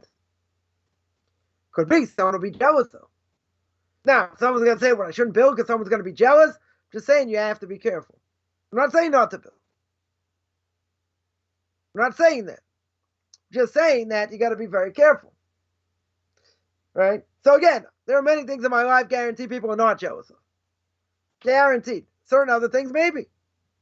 So again, on a daily basis, even on Shabbos, I will say something, it's in most prayer books, that speaks about, that I shouldn't have an evil eye against me. I've been doing this for a long time. So again, I'm not saying, I remember many years ago, I was like, why would you think someone's going to have an evil eye? Right? Certainly not now, different ways. Back then I had money, I had my own learning center, a lot of good things going. A lot of good things. And I got slammed. I got slammed all over. Right? Totally slammed. Right? So that wasn't good. So I learned the hard way. Now, I can probably pinpoint, maybe why it happened. Why these different things happened, okay? Learn my lesson, I hope. But you gotta be careful here. 100% you have to be careful. If someone here asks, what if we make it clear that everything we receive is from God? Here we stop others from being jealous. How are you going to explain that to them? How are you going to explain God's the one in charge? God takes care of my needs. And have nothing to, you can sit there and tell them, listen, it's not about how hard I worked. I put my best foot forward, but God did all the rest. In an atheist society, it's going to be hard to prove, right? They're going to say, oh, God did. Look, you did it, the work of your hands. We just read 2 weeks ago. Person's forbidden to say, all this is done by me. All the work, by my hands. Take God out of the picture. Even if you would say, God gave me all this, God took care of my needs and nothing else. I don't know if that, why should that help? First of all, they don't believe in God. It's a moot point. So that means we got to re-educate people, and I don't think it's a bad thing, that we have to re-educate people what it means to have faith and belief in God. That I think is true. Because I think people are very weak in that. One thing we mentioned that says duties of the heart in the gate of bitachon, having faith and belief in God. Right? The Chos of Avos there says, guess what? You put your best foot forward. We mentioned this many times. Is there a guarantee that it works? No. Person can put their best foot forward, get a goose egg. Not make so much money. The only way it's going to happen is, God's going to interfere here. God's going to say, okay, I'm going to help you here, or I'm not going to help you here. But does a person have an obligation to put their best foot forward? Yes. We all have an obligation to put our best foot forward. Is that 100% a guarantee you're going to succeed? No. I'll give one example. The example I always give. Right? Jewish marketplace here in Jerusalem. People yelling and screaming, the fruits and vegetables number one, this, that, they all get it from the same place, more or less. Where are they getting their fruits and vegetables? So you're going to tell me it's because a person yells and screams louder? It's how he makes the stand look? It's, other things? No, God wants this person to have more money. This person to have less money. But if they're both doing the same thing, same produce, why is someone making a lot more than the other? So you got to tell me customer service, the way he yells, the way he put signs up, different things. It's because God wants it. That's it. Because if they're both doing the same thing, why should someone make more money than others? Now, we'll make excuses. We'll say it's about advertising. It's about marketing. It's about, location, right? 3 things. Location, location, location. Okay? Right? But again, and if a person switches that and this and that, does it help? Maybe yes, maybe no. If it does help, God bless it. If it doesn't help, and God didn't bless it over here. Doesn't mean I have to put my best foot forward, right? I have to put my best foot forward, right? No question. So trying to explain to someone God took care of my needs and well beyond, they're going to say, come on, you just did this whole advertising campaign. You just did this. You did the other thing. That's what brought it about, that they got right out of the picture. Right? So that's not going to help. I don't think that's going to help. People are going to be jealous because they're going to be jealous regardless. Someone, I had a cousin here, it was here, a month ago. Maybe a month ago, give or take. And he was telling me, he's got a business that he started, I don't know, 10 years ago. He started his own business. He used to work for a whole bunch of other companies and whatever. And he said, I'm here in Israel and I already got like 2 new contracts. I didn't even do anything. People came to us and whatever. And so I was like, yeah, I'm here making money and I'm not even working. I'm not even doing that much. So I'm thinking, okay, so God helps you out over here. He wanted you to, to get more clients, this, that. He doesn't have to do advertising. Right? Because I asked somebody, he doesn't have to do advertising for what he does. Okay? People come to him there, in the last number of years, is doing well. He's been doing very well. Okay. Now, why is that? Because God wants him to do well for whatever reason. He can even have a person do well, they're not even looking for work. They're not even looking for more clients, and clients come to their door. Can happen. Right? I heard the other day someone said, I get so much work, I turn away work. I'm not saying they live in the lap of luxury, but work they don't have an issue with. I can tell you, other plenty of things they've had issues with. Work hasn't been one of them. So again, people have different things that they have to deal with. Some things are easier, some things are harder, right? But again, even if we're going to say, look what God did over here. What are you jealous of? God did it. What are they going to answer? Because I don't believe in God. Right? You did this, or you lucked out, or whatever. You invented the pet rock and made millions. No, God gave me the idea, and that's what happened. Is that going to make someone not jealous? How's that going to make someone not jealous? If a person had proper faith and belief in God, different issue. Totally different issue. That I would agree. Then you can say, listen, it's not me. It just so happens everything I touch is gold. So if that's true, God's blessing me over here. Good. He's giving me that blessing. So if someone's holding somewhere in the world, they'll hear it. If someone's not holding anywhere in the world spiritually, they'll never hear it. How in the world are they going to hear it? They're not going to hear it over here. It makes sense. Right? 100% it would make sense. I would say the same thing. If I was not a God-fearing Jew, or, a person was secular, right? And they're going to come to you and say, yeah, you have nothing to be jealous about because God helped me over here. They're just going to smirk. Probably say something also in the process, right? But they are in no way going to say, oh, you did it, right? You did it yourself, right? And nothing to do with anything. You did it yourself. I don't think that's going to help over here. It's true. I would agree. 100% true. Everything we receive is from him, for good or for bad. Right? Christian's going to have a hard time with that, okay? But for good or for bad, doesn't matter. Everything comes from him. You want you to be successful in some areas, you will be, or you won't be. So we all have what to deal with. But we want to make sure, and I think this is pretty crucial, we want to make sure, beyond the shadow of a doubt, that we're not making anyone jealous. Because if not, it could be hazardous to our health. And that we don't want. That 100% we don't want. Because that you're playing with fire. Someone asked, at least the U.S. people believe, a little bit more than they do in Europe. I don't know. You got more Bible thumpers, maybe.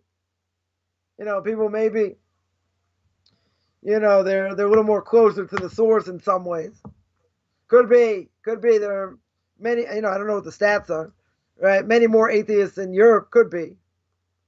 But I think there are plenty of cynical people in America that, don't believe in religion.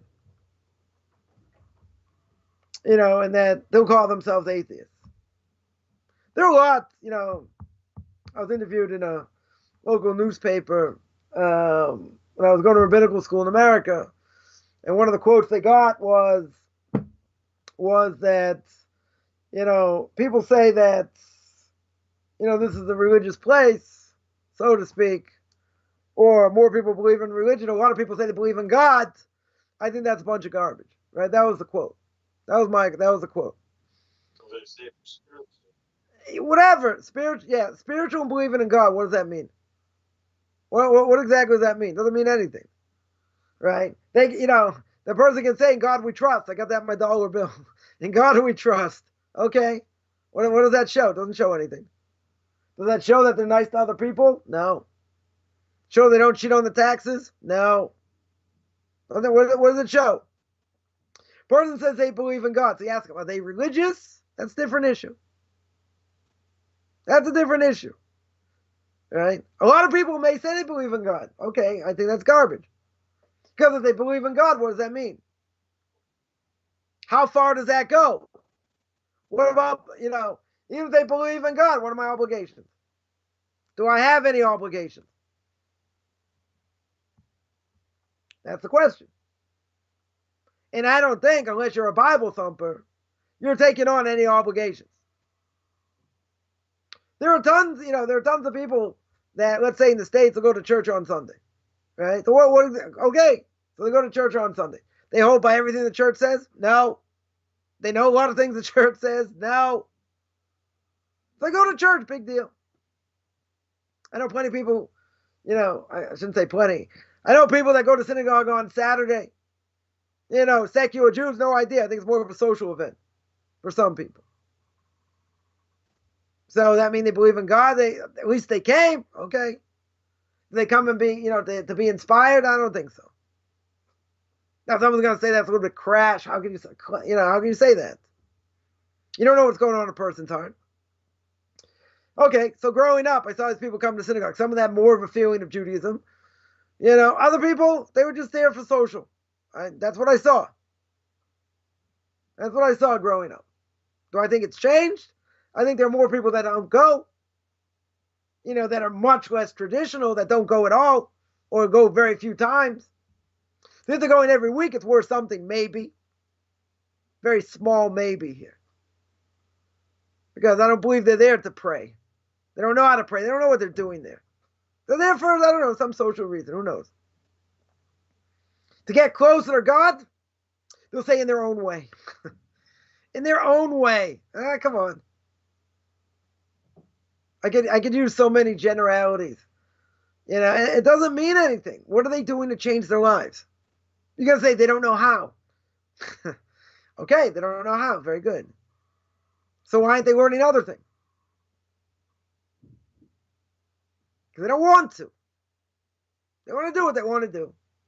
They come for whatever reason. Okay, so maybe we'll give them a little bit of credit. We'll give them a C minus. We'll give them a D. We'll give them a D plus. They come to synagogue. Right? Because I know someone's gonna get hammered here. They're gonna say, you don't know what the thoughts of people are. You're right, I'm not God. I'm not putting on my funny George Burns glasses, my funny mustache, or whatever. Not doing that. True. But if you see what people say, I remember someone at Parents Synagogue asked me the following question. One Saturday morning. Person asked me, they said, do you really believe in all this? So that person wasn't there because he believed in Judaism. Much older than me. Not alive probably anymore. Right? But I'm definitely much older. I was a kid. So what happened? So I said I wouldn't change my life and tick so many people off if I didn't believe it was true. That's what I said. I said, yeah, I believe it's true. 100% I believe it's true. That's as far as the conversation went. You want to tell me? You want to tell me somebody like that is in it because they want to be closer to God? He's not there for that. He's there for other reasons, but not that. So I can make that statement. You're going to say, but what about other people?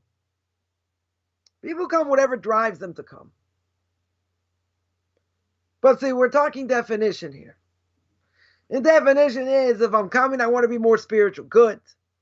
If I want to be more spiritual, what does that mean? What does it mean to draw closer to God? Now, we're going to say it means keeping mitzvahs. They're going to say it depends. They're going to say, I feel like doing this, or I don't feel like doing that, or that's your opinion, or that's quote unquote the opinion of the rabbis, or whatever. But the whole purpose of doing what we do, bottom line, is to get closer to God. That's what we're doing. Even if we don't understand it fully. What we're doing. That's what it means. That's 100% what we're doing here. So if that's true, then if someone comes because it feels good to come, is that going to lead them to more observance? Maybe. I won't be so pessimistic, right? It is Elul after all, right? I won't be so pessimistic. I don't believe that's why they're there. I've seen too many people, heard too many things. That's not why they're there. If you tell me it leads more, to more observance, they're going to start keeping more mitzvahs, okay. They're in a process, very good.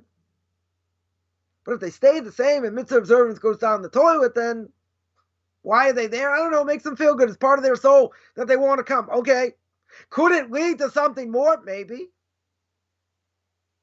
I don't think it's going to. Someone contacted me out of the blue, I don't know, 3 weeks ago, a month ago. Someone, that we used to lead services together in my parents' synagogue. Anyway, he's telling me, what he's been doing and blah, blah, blah, a little bit. And this person told me I still go there. He didn't tell me he goes every Saturday, whatever. He still goes there, right? Probably a lot of times just by the high holy days, right? But if we go a little bit more, okay, right? He still goes there, fine. Now, I haven't been in contact that much. It's been a lot of years. My guess is, and a person, again, I can get hammered over here because people are going to say, you don't know what the thoughts, you don't know what they've gone through, this and that. You're right. I'm not claiming I know what they're going through and what's deep down in their hearts. But it would lead me to believe someone still going to that synagogue, once a year is not really growing that much spiritually. That's what it would tell me. You tell me they're taking classes online, they're learning other things, but okay, that's something. I didn't hear that. And I don't hear that by most people. Totally don't hear that. So if that's true, then I would think that's on a regular basis. Most people I grew up with, are they going to synagogue on a weekly basis? No. They're not. So they're basically spiritually dead. Like a lot of people in America. They're spiritually dead. Take a nuclear bomb to wake them up. Maybe. Right? Someone who's apathetic, it's very, very hard to change them. Very hard. There could be people that say, I'm a cultural Jew. I like Jewishy things, but I'm not going to be a religious Jew like you. So what's a cultural Jew mean? They keep kosher? Probably not. Maybe kosher style. Maybe they do things that are Jewish a little bit. Okay. Is it better to do something than nothing? Yeah. But the pessimistic side of me would say it's not going to lead to growth. And you see, it doesn't lead to spiritual growth. What's the reason? Because they're not taking classes, they're not keeping more mitzvahs. So you're going to say, how do you know that? It's a pretty good guess. Pretty good guess. I'm in contact. I'll give an example. I'm in contact with people, not so much. People I went to camp with. It's like a very active, alumni, camp that I went to. So every summer they have an alumni weekend.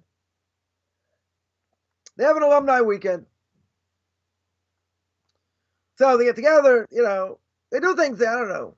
They have a barbecue there. They have swimming, they have other things. Whatever it is, right? It's always Friday to Sunday. So if I wanted to go, I couldn't go. The food's not kosher anyway. Whatever, a lot of problems, a lot of issues. But I see like some people that were, either campers when I was there, or consuls when I was there, or something like that. Everyone's obviously older. This is, going back a lot of years. So I see what people post, what they're doing. To me again, when I see people doing similar things, talking about the same things, did as kids. Okay, they're going here, they're doing this. They're, people get together, they go to Las Vegas, once a year, whatever it is. I mean, they keep the connections. Unbelievable. Known each other 40 years. They've had this connection for all these years. So they keep it in touch, social media, whatever. That's a big thing. A big thing by them. So I'm in contact with some of the people there. Okay. Yeah, probably a waste of time, 100%. But nonetheless, just seeing what they're posting and what they're doing. Not that I'm sitting there spending all my time doing that. Don't get me wrong. Right? I don't see people growing spiritually. I'm not saying they're not. You're going to say, but you're only looking at externals. Okay? Only looking at externals. I had someone else in contact with, I'll throw this out there. A while ago. He's got a daughter teaching in a Jewish school, etc. It has to be like certain things. One of the things that came out really at the beginning, because he knows I'm an Orthodox Jew, right? So one of the things he asked was about a certain book. And what it did was basically what we said at the beginning. It bashed the Orthodox community, right? It totally bashed the Orthodox community. So he asked me if I ever read it. I just looked at a write-up, what it was about. I said, no, I didn't read it. And I don't need to read it because I know what it says. I know what the arguments are going to be. And I said, those arguments to me don't matter. I changed my life because I believe in the bigger picture, in the whole thing, regardless of what people do. Right? So, anyway, whatever. It was an interesting discussion back and forth. Made him think a little bit about certain things. Told me about, other things, going on in his life. Different things. Okay, this person holding a little bit somewhere in the world. That I would say.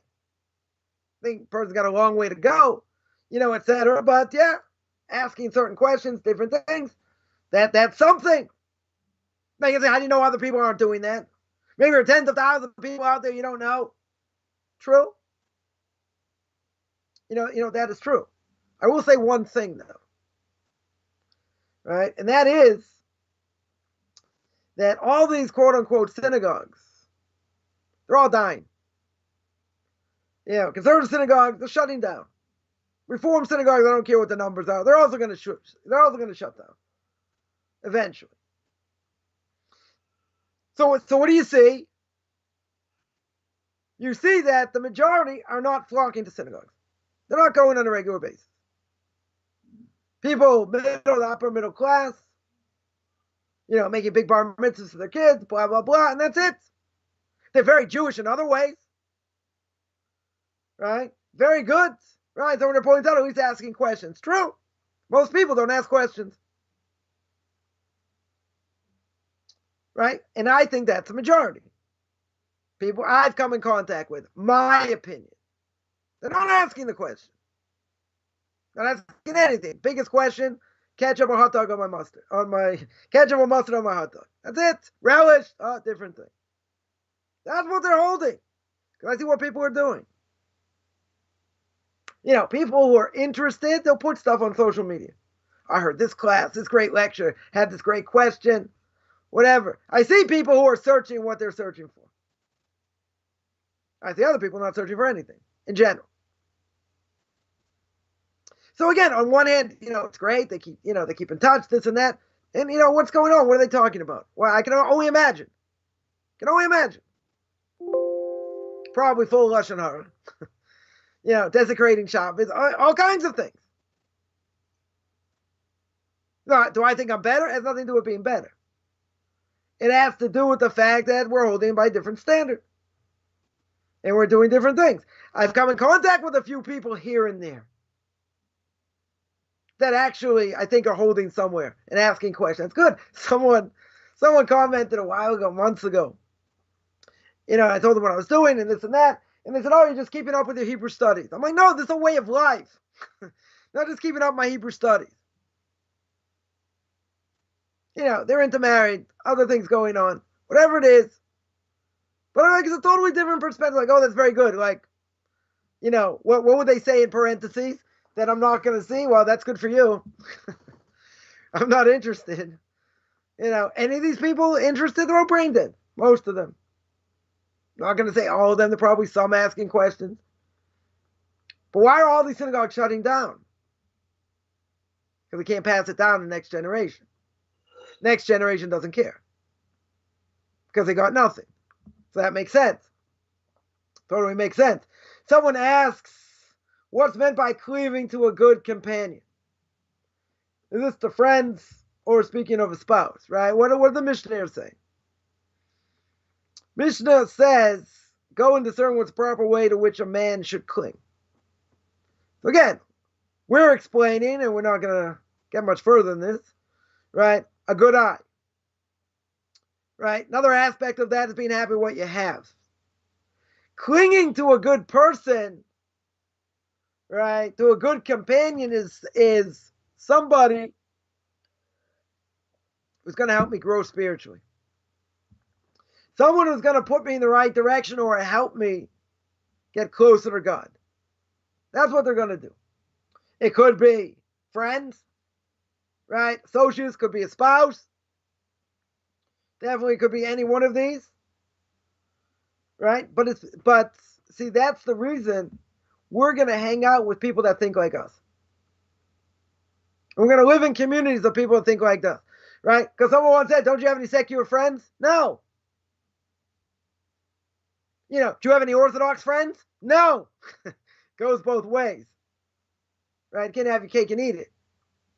You're not going to ram it down my throat. Why? Because you hang out with people that think like you.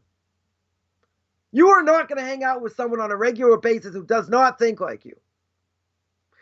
As an acquaintance, you might say, as someone you work with, you have contact with, you speak to, whatever. It's not going to be deep conversations if you don't think the same. It's just not going to be. You're going to, are you going to go out and get a beer with them? I probably tend to doubt it. Right? I'm sure the people you work with, right? The great people that Dan over here works with, I guarantee. Oh, no. I guarantee I'm going to put everything on the line, even for the Roku Network. I guarantee he's not going out with them when he's got free time. He's going out with them for a beer. Oh, no, it's kind of, shunned for sure. I mean, yeah.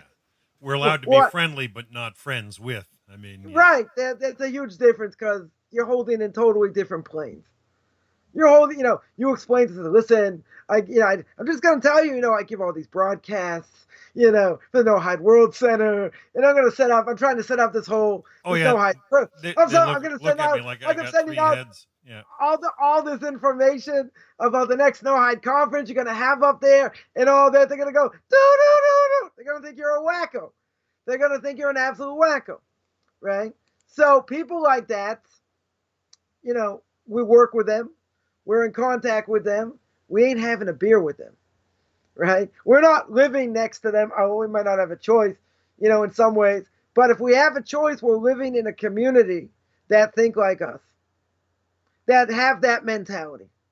That's what we're not, people can say, oh, you're elitist. We're hanging around people that think like us.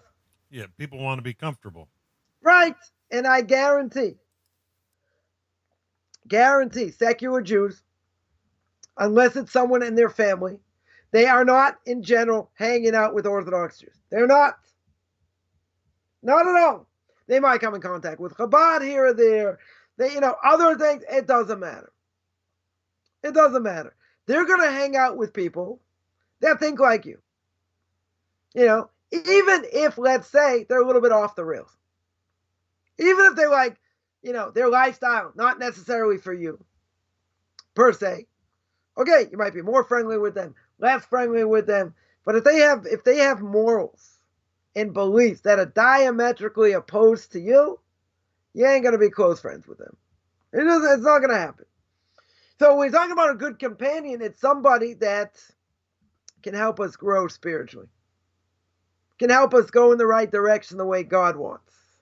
Right? It could be friends, could be associates, right? Certainly could be a spouse, right? Certainly could be a spouse over here, right? No question. But it's a positive influence in spiritual terms. If it's, people are not, I tell people what I do, people I haven't been in contact with many years, they don't think it's so strange, because of how I grew up. This is just an extension, maybe of an absurd extension of what I've done before. This is way beyond, people can think I'm nuts and this and that. Okay. Right. And someone once told me, it's like, yeah, I think you're totally out to lunch. Okay. That doesn't change anything. Totally doesn't change anything. And yeah, so we've had ups and downs. A person has ups and downs over the years, but we're going to be careful who we speak to. And family may go by the wayside because they're not helping us. They're helping us to, destroy us in other ways. That's not what they're trying to do. But at the end of the day, the only way a person's going to grow, and this is also a challenge, right? I'll explain why. But, at the end of the day, a person's going to be around people that can help them, grow. But again, does that mean that down the line it's going to be good for me? Hopefully it will. But, they could take us down the wrong path also. It cannot be the right path for a person.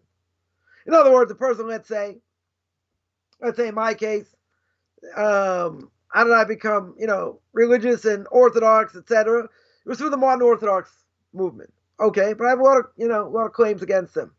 I have a lot of, good things to say, and how they brought me in and different things, and whatever. I have an axe to grind with them also for different reasons, right? But regardless, a person can be drawn into something, even though it looks good.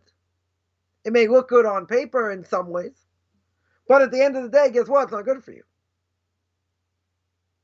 For me to get out of that wasn't so easy, because I was being groomed to be something big in that community, and thank God I left it, because I believed it didn't work, and and other things. But a person, someone told me last week that, they realized they want to go in this path, they may lose friends. They may lose family along the way. It certainly may happen. Right? Doesn't mean a person has to. Doesn't mean that. Is it inevitable? Probably. Probably going to happen in many ways. Doesn't have to, but, the litmus test is, you go to someone's house, when you're able to, whatever it is, and you don't eat there. That's the litmus test. When you start not eating in a person's house, then they draw the line. Then they get offended. Oh, I used to eat here. You're not even Jewish. You're keeping all these laws. They don't apply to you, blah, blah, blah. They'll never accept you. They go nuts. Because you won't eat by them. It's an affront to them. I had somebody, a relative, that basically told me, if you wouldn't hug and kiss me, a woman, if you wouldn't hug and kiss me, that's it. Don't even speak to me. That's how open-minded they are. Don't even speak to me. Don't even call me up. Don't speak to me. Nothing. I was like, it's a little bit extreme. And I tried to joke about it, this and that, and they were adamant. They were adamant. Now, someone could say, well, that's their opinion. Okay? That's their opinion. But I think that's kind of foolish. You're going to say, I'm going to cut off my relationship with you, even though it wasn't, like I say, it was a great relationship anyway. But I'm going to cut off that relationship because you wouldn't give me a hug and a kiss. I was going to tell them, well, if I did that, I'd have to die in the process. They're going to think that's like fanaticism 101. Right? What are you going to do? What are you going to do? So you want to be fanatical in that sense? Okay. Doesn't fit your world outlook? Okay. What can I do? You can't make everybody happy. You can't make everybody happy over here. People are lost. I think the vast majority of American Jews today, Europe as well, they're lost. And certainly American Jewry, they got caught up. Probably no different in most places in Europe. They got caught up in making money. They got caught up in external things, like we spoke about earlier.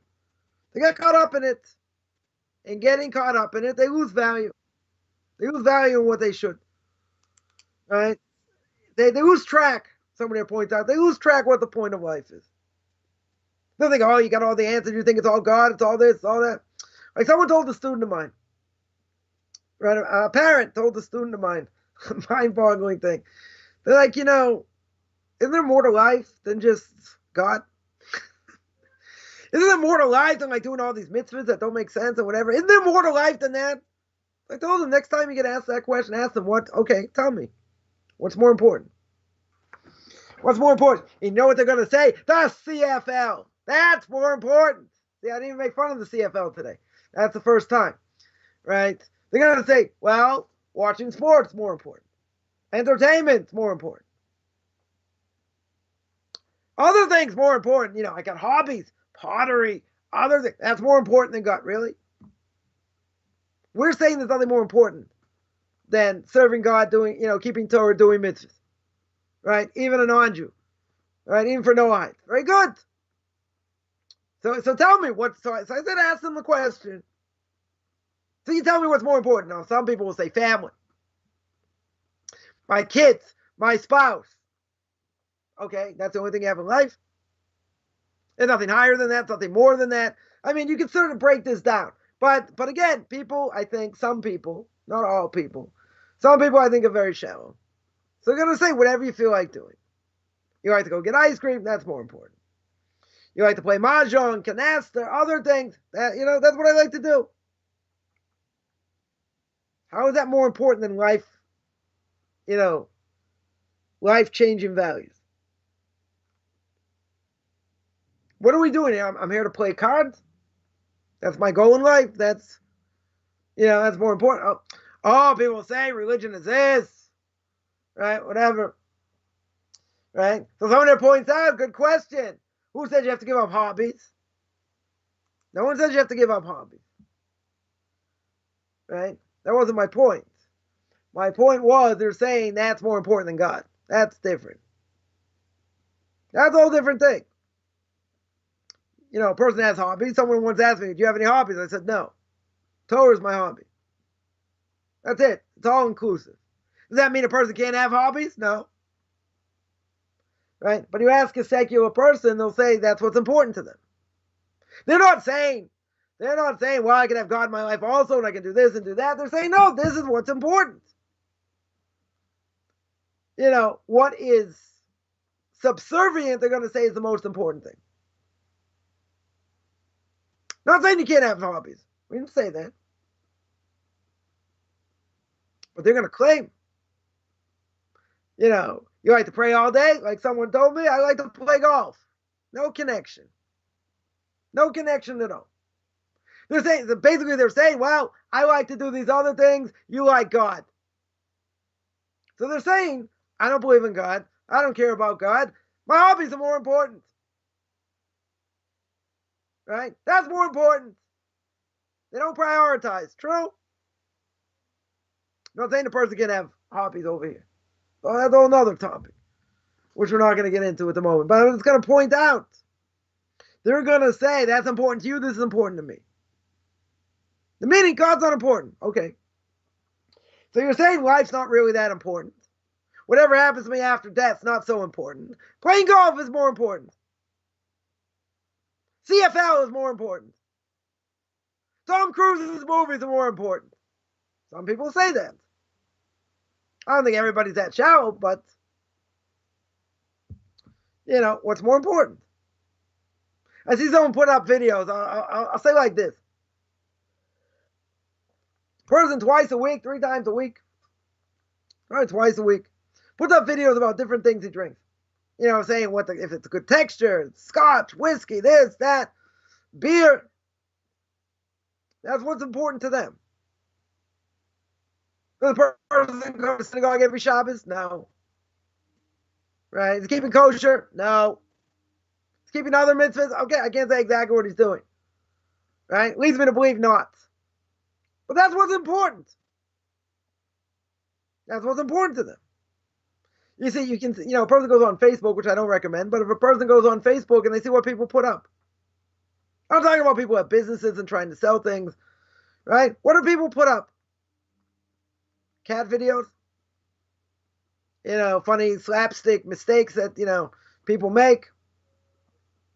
People put up classes. But you see, you can say, wow, social media is not a good barometer. People put up, they put up pictures, different things, but you see what's important to people. Articles, they say, here, take a look at this. Videos, they say, here, take a look at this. That shows what's important to them or not. So, obviously, most people I'm in contact with, they're holding somewhere in the world. They want to get closer to God in different ways. I'm in contact with plenty of other people also. Sometimes, things come up and I'm like, come on. That's all that's important. Why? Yeah. So, okay. So some people like to drink. They want to show that they're a connoisseur in certain things. Certain whiskey. This, okay. Well, that's more important than God. That's more important than Torah mitzvahs for a Jew or for a non-Jew. Don't waste the time. You want to ask me? Well, it's a hobby they have. Yeah, but you can see what a person does. Social media might not be a good example of what people put up. Right? Might not be a good example. People can hammer me on that. But there are plenty of people who put up things that are important to them. They put up videos. They put up lectures. They put up other things for people to look at. Or at least they're holding somewhere in the world, where they want to show that they disagree with you. Right? I had somebody, let me see, someone, I didn't comment on it. But someone, let's see if I can bring it up here. Someone commented on a post I put up. This is 5 years ago. Next week's Parshas Ki Tetzei. And I spoke about the verse, Deuteronomy chapter 24, verses 1 to 2. It says, a man's taken a wife and he married her, and he finds no favor in his eyes, etc. He gives her a bill of divorce, divorces her. Right? He can divorce her. Right? So what did I point out over here? It said that, Torah tells us things don't work out. There's divorce. You're allowed to get divorced. Why did I make this point? Because people think, oh, you're stuck in a marriage. That's why so many Orthodox Jews, they don't get divorced. They can't get divorced. Not true. Divorce is on the books. Right? Deuteronomy chapter 24, verses 1 to 2. Divorce is on the books. Right? So otherwise, maybe both partners lose interest. Maybe other things happen. So what does this mean, practically speaking? Right? That if a person does get divorced, the altar is going to shed tears. So my point was, Torah's a guide to everything.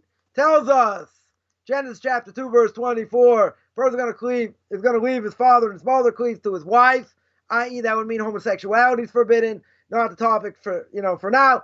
So I asked, why is the divorce rate so great? Right? It's over 50% and even climbing. So I said there are many things Many things that play a role in divorce, right? The difference between love and infatuation. Infatuation based on, not the main component, not one of the main components for a successful marriage. It's about lust, it's about beauty, other things. Physicality always interferes. Hence watch the movie When Harry Met Sally, right? What do you call it? Physicality always has problems over here when it comes to relationship. So I talked about the importance of, we compare it to a flower. If you don't water the flower, you don't take care of it, it can die. Marriage is the same thing. People get distracted, lose interest, blah, blah, blah. That's what I said. That's pretty much what I said. But I said divorce is sanctioned. Divorce is allowed. Certainly allowed if you can't fix it. If there's no way to fix it. You can get divorced. We don't believe you don't get divorced. 100% we don't believe you don't get divorced. Person can get divorced. There's no question. Right? It should try to be saved, if possible, the marriage. If it can't be, it can't be. Right? Divorce is on the books. What the person say? Now again, it's good because at least they're thinking. I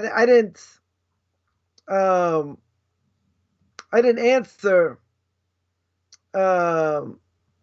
what they said. What they, sorry, where's the quote here? I thought I had the quote here. The quote was, "Beware teaching it's a sin to remarry. That's erroneous." I didn't say it's a sin to remarry. What did I say? I said, why do people get divorced? And not only that divorce is on the books. Divorce is 100% on the books. Now, if a person's, maybe I didn't make this clear. If a person gets divorced, does that mean they can't get remarried? They can get remarried. Doesn't mean they have to marry the same person. Find someone else to marry, right? Isn't that what I said? I said, let's just make it clear that I said that if a person gets divorced, person ends up getting divorced, we see getting divorced is on the books, right? That a person can get divorced. And I explain why, different things that could lead a person to get divorced. And I have to work hard at it and everything else. I didn't say you can't remarry.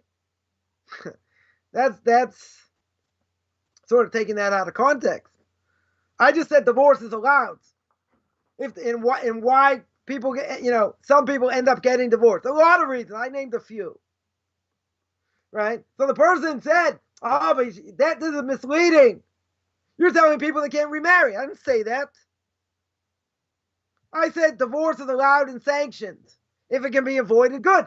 Does that mean if a person gets divorced, it can't be remarried? That was not the point of what I said.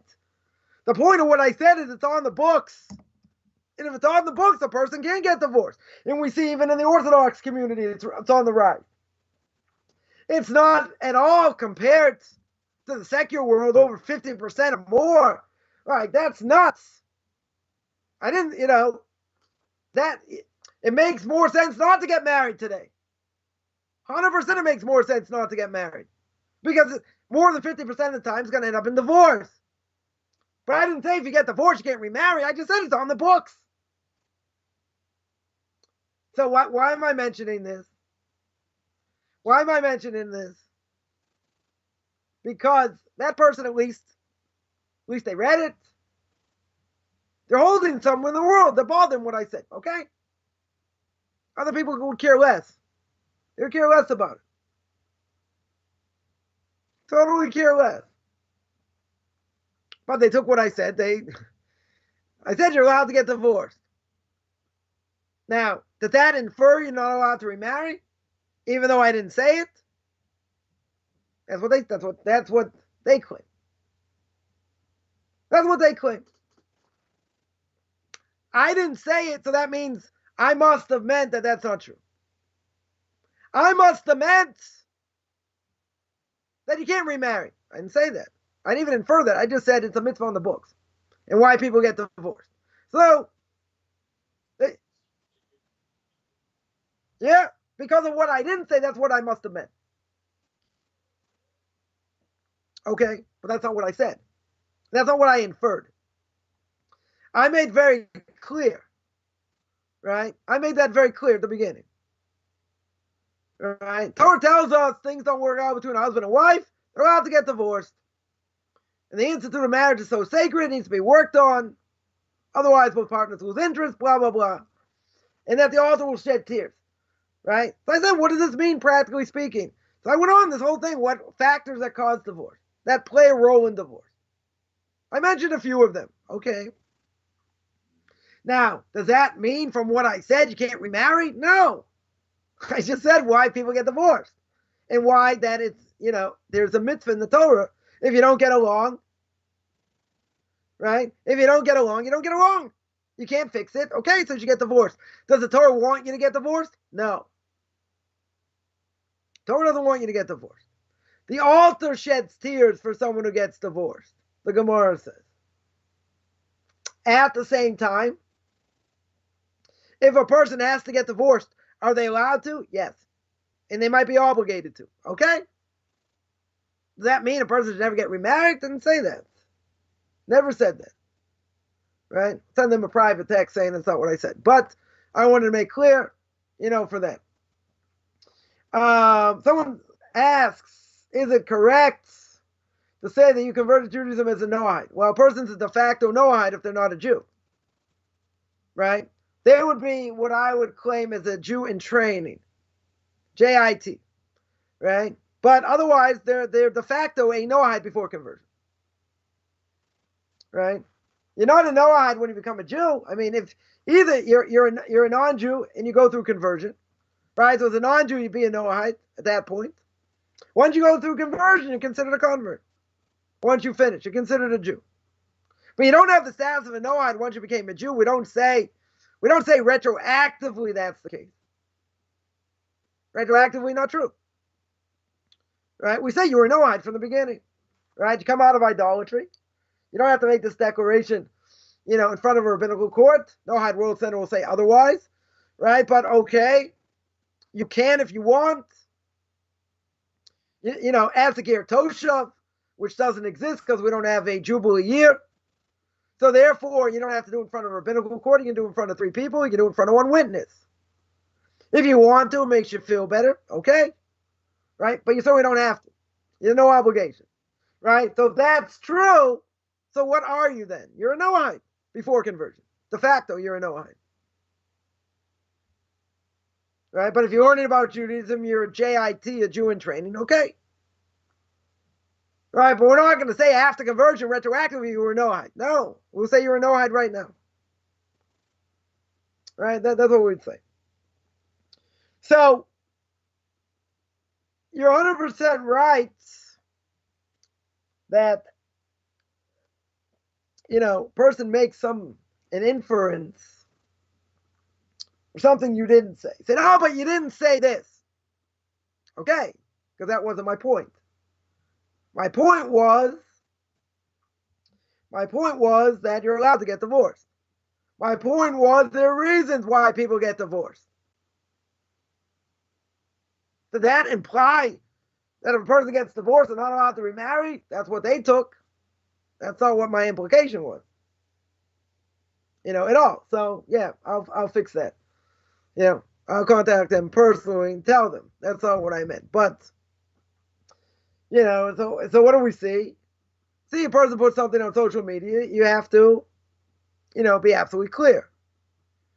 What you say. And problem is that we could, we can make inferences here, and say things that are not true.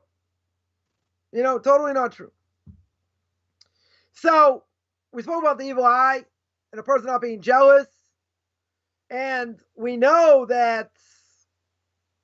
as we mentioned, we have to have proper faith and belief in God. God gives things that we need. Everything that we need. Even if we think we need more or whatever, He gives us what we need. So a person should never look at what others have. Jealousy is going to kill them, just like happened to Korach. We're going to speak about this, right? When we get to the Mishna, it says, jealousy, honor, and desire can take a person out of this world, literally. Right? That's one explanation, what happened to Korach. And the 250 men that he convinced that got swallowed up and their possessions. Jealousy says, I want to be the high priest.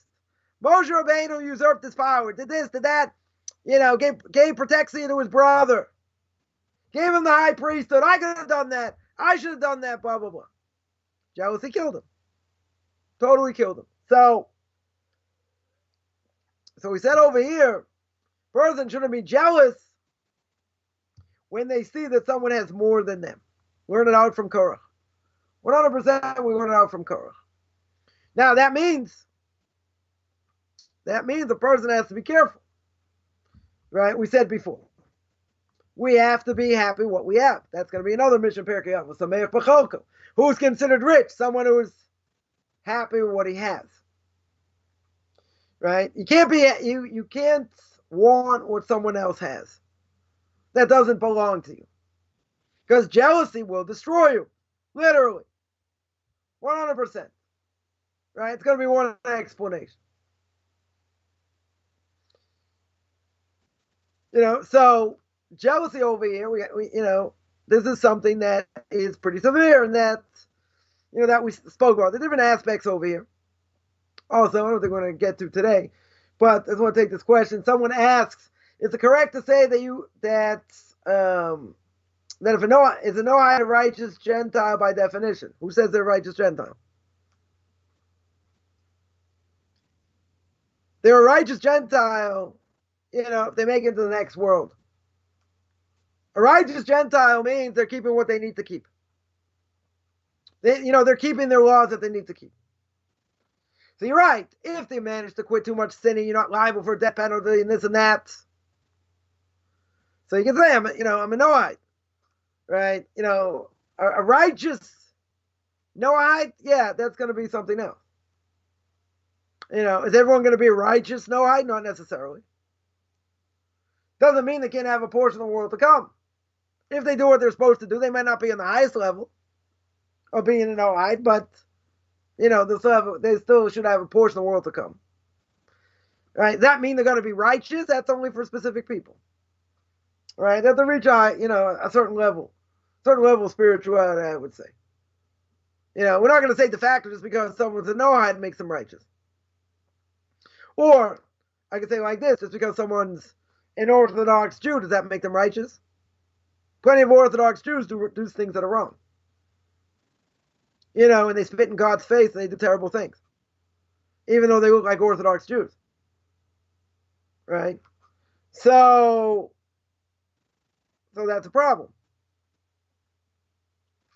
If they merit that, it's one thing. But to say de facto, no. We wouldn't say by definition. Right? And plenty of cynical people would say, come on, Orthodox Jews think they're better. They think they're better than me as a secular Jew. Think again. I do things better than them. Look what they did over here. I don't do that, so I'm better than them. So does that mean Orthodox Jews are better by definition? No.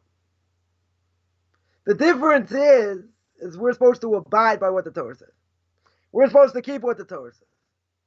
Secular Jews, they don't feel they have the same obligation. They'll keep what they want. They'll pick and choose. They'll pick and choose over here. Very good. Right? But if we don't uphold what we're supposed to do, does that make us any different than secular Jews? We're held to a higher standard, of course. But we need to be better. 100% we need to be better. So if that's true, the only thing that makes us different from non-Jews is the fact that God took us out of Egypt and God gave us the Torah. And we have more obligations than non-Jews. Now, if we act the same as non-Jews, we're no better. So we're not saying we're better. We're saying I have more obligations. The Torah says we're God's chosen people. True. We chose God. God chose us. True. But that's only if we keep the mitzvahs the way we should. If we don't keep the mitzvahs the way we should, then we're no different. We're no different than non-Jews over here. Not at all. So we're our own worst enemy. We have to keep what we need to keep. We need to do what we need to do. But if we don't live up to that, and we fail, then in many ways we're no different than non-Jews. I'm not talking about Noahides. We're not different than any non-Jew. We're worse. 100% we're worse. we try and be more like non-Jews, they'll hate us more. 100% they'll hate us more. So I would say by Orthodox Jews, if we're doing the right thing, people are going to say, thank God his Rebbe taught him Torah. Thank God his father taught him Torah. If we do the wrong thing, we're going to get demolished. And it could be a desecration of God's name in many ways. So we got to be careful. We got to be careful whatever we do. There's no question. Even, we're out there in the world. We look like Orthodox Jews, right? Many of us. So we have much more obligation to be careful how we interact with others and what we do. Much more obligation. And if we do the wrong thing, we can easily make a desecration of God's name. We can make non-Jews hate us more. 100% because we don't do what we're supposed to do. We don't live up to the standard we should. It could be something minor. It doesn't matter. It could be something very minor.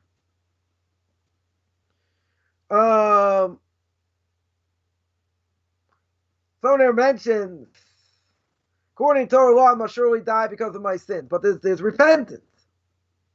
Non-Jew has repentance. We see by Cain. We see by the story of Jonah, right? The people of Nineveh, right? Our sins, there are sins that a person does, not going to kill them. There are only certain sins that a person is liable for a death penalty, right? So that being the case, the person has to, there's not going to be a death penalty anyway today, right? We don't have a temple in Jerusalem. We don't have a Sanhedrin. We don't have a Jewish Supreme Court. But people weren't killed anyway, right? The Mishna in Makos, the end of Tractate Makos in the first chapter, says, if a person was killed once in 7 years or once in 70 years, would have been considered a bloody court. So people never got killed in general. So why is it on the books that a person would die if they do commit certain transgressions, let's say like desecration of Shabbos for a Jew, or homosexuality or something like that, to show you the severity. But can't a person repent 100%? Right? You have to seriously repent over here, somewhere points out. Right? If you don't repent, yeah, you could be liable for a death penalty. Right? Hopefully we're all gonna properly repent and not have sins when we get upstairs. If that was done, very good. If not, we're gonna have to pay for sins we've done. That doesn't mean you have to, you're gonna die in this world or potentially lose your portion in the world to come. I mean, again, these are huge terms over here, have to be defined. Right? Death penalties, you have to spoil your portion in the world to come. Not true. Person could die liable for a death penalty, and that could be atonement for them. Doesn't mean they're going to lose their portion of the world to come. Depends what it is. Right? Let's say someone committed adultery, God forbid. Punishment is sreifa. They get molten lead thrown down their throat, which is pretty bad. Right? That would be the punishment if there was a temple today. And there was a Sanhedrin. There was a Jewish Supreme Court. But that being the case, doesn't say they lose a portion of the world to come. Right? Doesn't make that statement. All it says is that you're going to get the death penalty. Right? Where do we see that from? We see that from Yehuda and Tamar. When Tamar is pregnant and Judah says, whoever, she did this, take her out to be burnt. So you see, there was death penalty for adultery. For adultery over here. Right? So does that mean she's going to lose a portion? Someone who committed adultery, they're going to lose a portion of the world to come? No. Certain things, they will lose their portion of the world to come. Unless they properly repent. Right? Desecrate Shabbos, on purpose. If a Jew doesn't know anything about Judaism, you lose a portion of the world to come also. Right? Because the Torah says you get killed and get spiritually cut off. A Jew eats leavened product on Passover. Also get spiritually cut off. What if they don't know any better? They grew up as a potato farmer in Idaho. Right? No offense, anyone's a potato farmer grew up in Idaho. In either case, right? Maybe the law is going to be a little bit different because they don't know any better. Right? But there's certain things that are pretty egregious you're not going to get away with, even with lack of knowledge. Marrying a non-Jew, that's one of them. That's one of them, unless the non-Jew, converts or whatever. That's one of them. They're in serious trouble. Serious trouble. If there's no repentance. I mean, I don't know how you're going to repent if you're still with a non-Jew, or if they convert or if something else happens to them. But That, there are certain things that are extremely egregious. Desecration of Shabbos for a Jew, another thing. For non-Jews also, there are forbidden relationships. Spoke about last week for no-hide nations. Specific relationships that are forbidden. Let's speak about marriage. What marriage is considered this week. I'm going to do that tomorrow on Sunday, 2:30 Eastern Time, 9:30 Israel Time at nohidenations.com. Right? So certain things that a non-Jew is going to be liable for a death penalty. Repentance will help. I'm not going to say not. Repentance will help. But without repentance, you're in trouble. Does the Torah even mention the world to come? No. The Torah doesn't mention it. Right? It's one of the interesting things that in the 13 principles of the Rambam, the last two principles are resurrection of the dead and the Messianic era. So there's a question, okay, so what would happen in the world to come? Why wasn't the world to come mentioned? It's one of the 13 major principles every Jew has to believe in.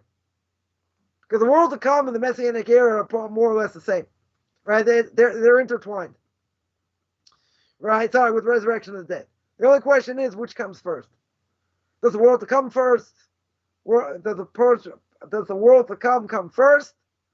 And then you have resurrection of the dead, or vice versa. Right? There's a whole discussion. There's a lot of opinions. But you're 100% right. Right? That the Torah does not mention the world to come. Right? Different reasons why.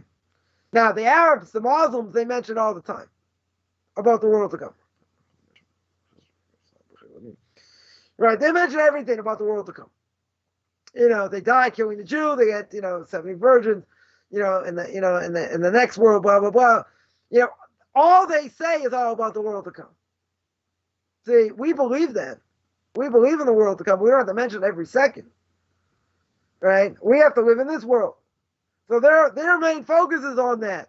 But they're going to say, isn't that your main focus also? Isn't that the bottom line?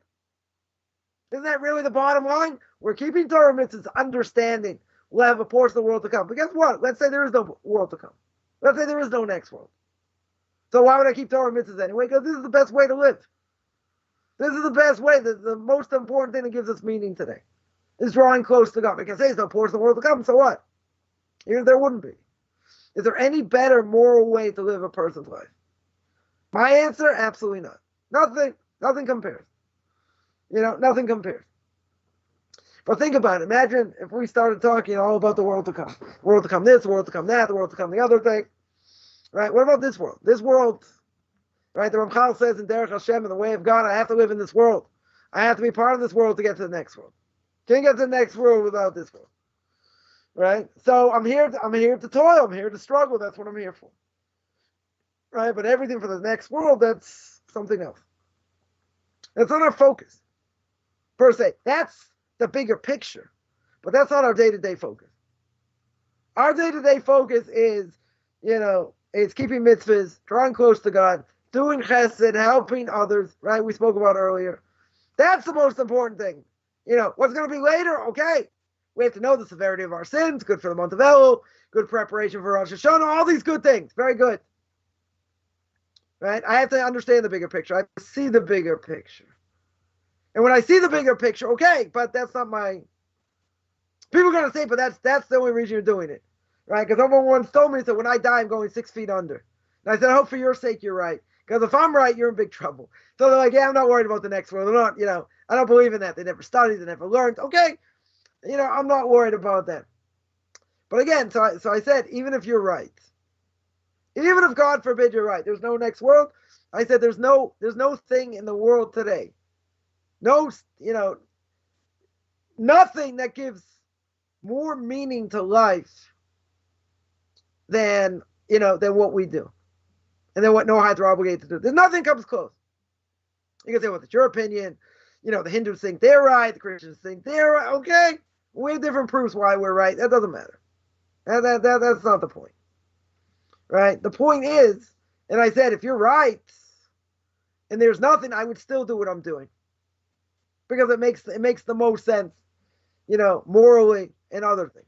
But someone's going to say, well, if it doesn't really happen, see, the Torah does not mention that. The Torah doesn't mention the world to come at all. Because that's not supposed to be our focus. Our focus is about what goes on in this world. Right? Someone here asked, is it correct to say that if Hashem is fair and just, we don't need to worry about anything except to be a righteous person? Well, God is fair and just. We agree. Right? There's nothing to talk about. Question is over here. We see things that don't make sense. God's ways are hidden. There's hiddenness within hiddenness. We need to focus. My Rebbe said, I used to be very big into Israeli politics. And my Rebbe would say, you have to sit and learn. Forget about it. If you happen the way God runs the world 90% of the time, good. The other 5% you're not going to worry about in 10 lifetimes. You're not going to understand in 10 lifetimes. Right? So we forget about what's going on in the world in general. I have to put my best foot forward. We mentioned that earlier. But at the same time, I have to worry about what I need to do as a Jew or a non-Jew or a JIT or Jew in training. I have to worry about keeping mitzvahs, keeping Torah. Yeah, plenty of other things I have to worry about also. But that's the most important thing in my connection to God. That's what I have to do. Everything else is really irrelevant. But there are going to be questions. We see seemingly righteous people suffer. Evil people have it easy. Right? So if a person can say, yeah, God is fair and just, and what happens when, God forbid something happens and, in what we perceive as a negative way. It is very difficult for us to fathom, and people get sick and die young and all these terrible things. But what about that? What about that? So we still believe God is fair and just. We don't understand. We don't understand his ways. We have to worry. People get carried away in so many other things.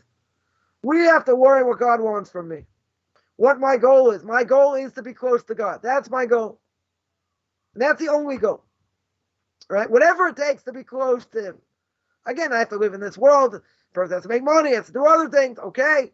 But the reality is I have to do what he says. And I have to work hard. Right? Absolutely, I have to work hard. Right? Everything else going on around doesn't matter. Doesn't matter. It's background noise. Oh, but we get caught up in background noise. We get caught up in things that don't matter. That's the problem. Totally get caught up. So that, we have to focus. 100% we have to focus. We don't have to worry about the world to come. We have to focus on what we're doing now. How we interact with others. All these things. That's what we have to focus on. World to come, okay, something else. But we can't get distracted. That's the point. Can't get distracted. That's what El is all about, introspection, even for non-Jews. Right? Because they're going to get judged also in Rosh Hashanah. Got to be introspective and not get caught up in what goes on in this world.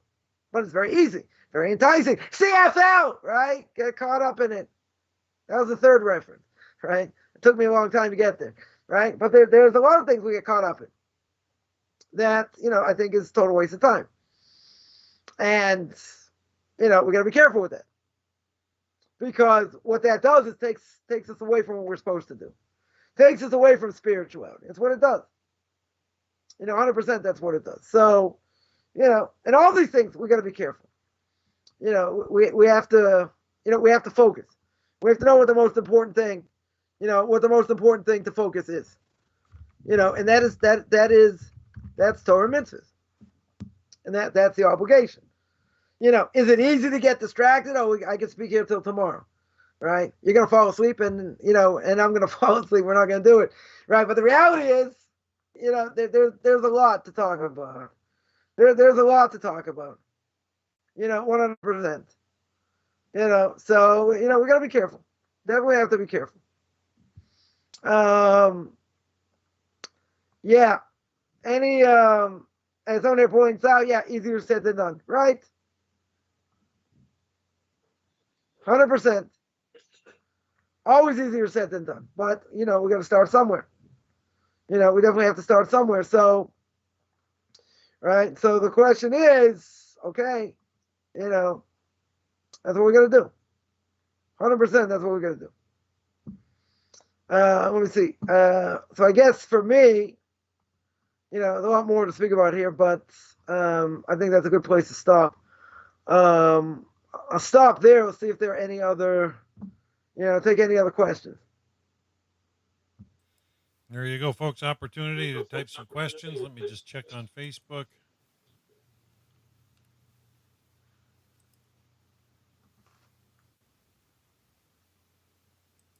Oh, all clear on Facebook. No serious questions there. Okay. Well, it's probably a So good I guess point that, to yeah, shut her down. I mean, I'm getting pretty tired. I got to work night shift again. So, yeah, no, I'm not going out oh, having beer you're with these so guys. lucky. You're so Yeah. lucky. I'm so jealous. All the great people you get to work with and all the Oh, delinquents you get to see. It must be drama. unbelievable. Yeah. They're always robbing each other blind. It's sad, but uh yeah, try to help so yeah, instill order. so I guess next week then next week same time, right? I guess same time that we'll continue with the same Mishnah part two, and I guarantee it's going to be a part 3, 4, 5, and there's going to be a lot of parts because a lot to speak about. Right on, folks. So there you have it. You can always find Rabbi Coffman on his website, orthodoxconversion.com, or his YouTube page. Uh, Actually, we can't use that. OrthodoxConversion.com. I got something I have to fix there. But YouTube at Beyond Orthodox Conversion to Judaism, or same name on Facebook also. Excellent. Yes. We know you got several classes a week, and you're definitely a fan favorite. I appreciate you pouring out the Torah, and I'm so thankful that we can hear tidbits. And I want to thank everybody for joining us on YouTube and Facebook. And yeah, so we will be back starting at the same time next week with part 2 of chapter 2, Mishnah 13. So till then, have a wonderful, wonderful week.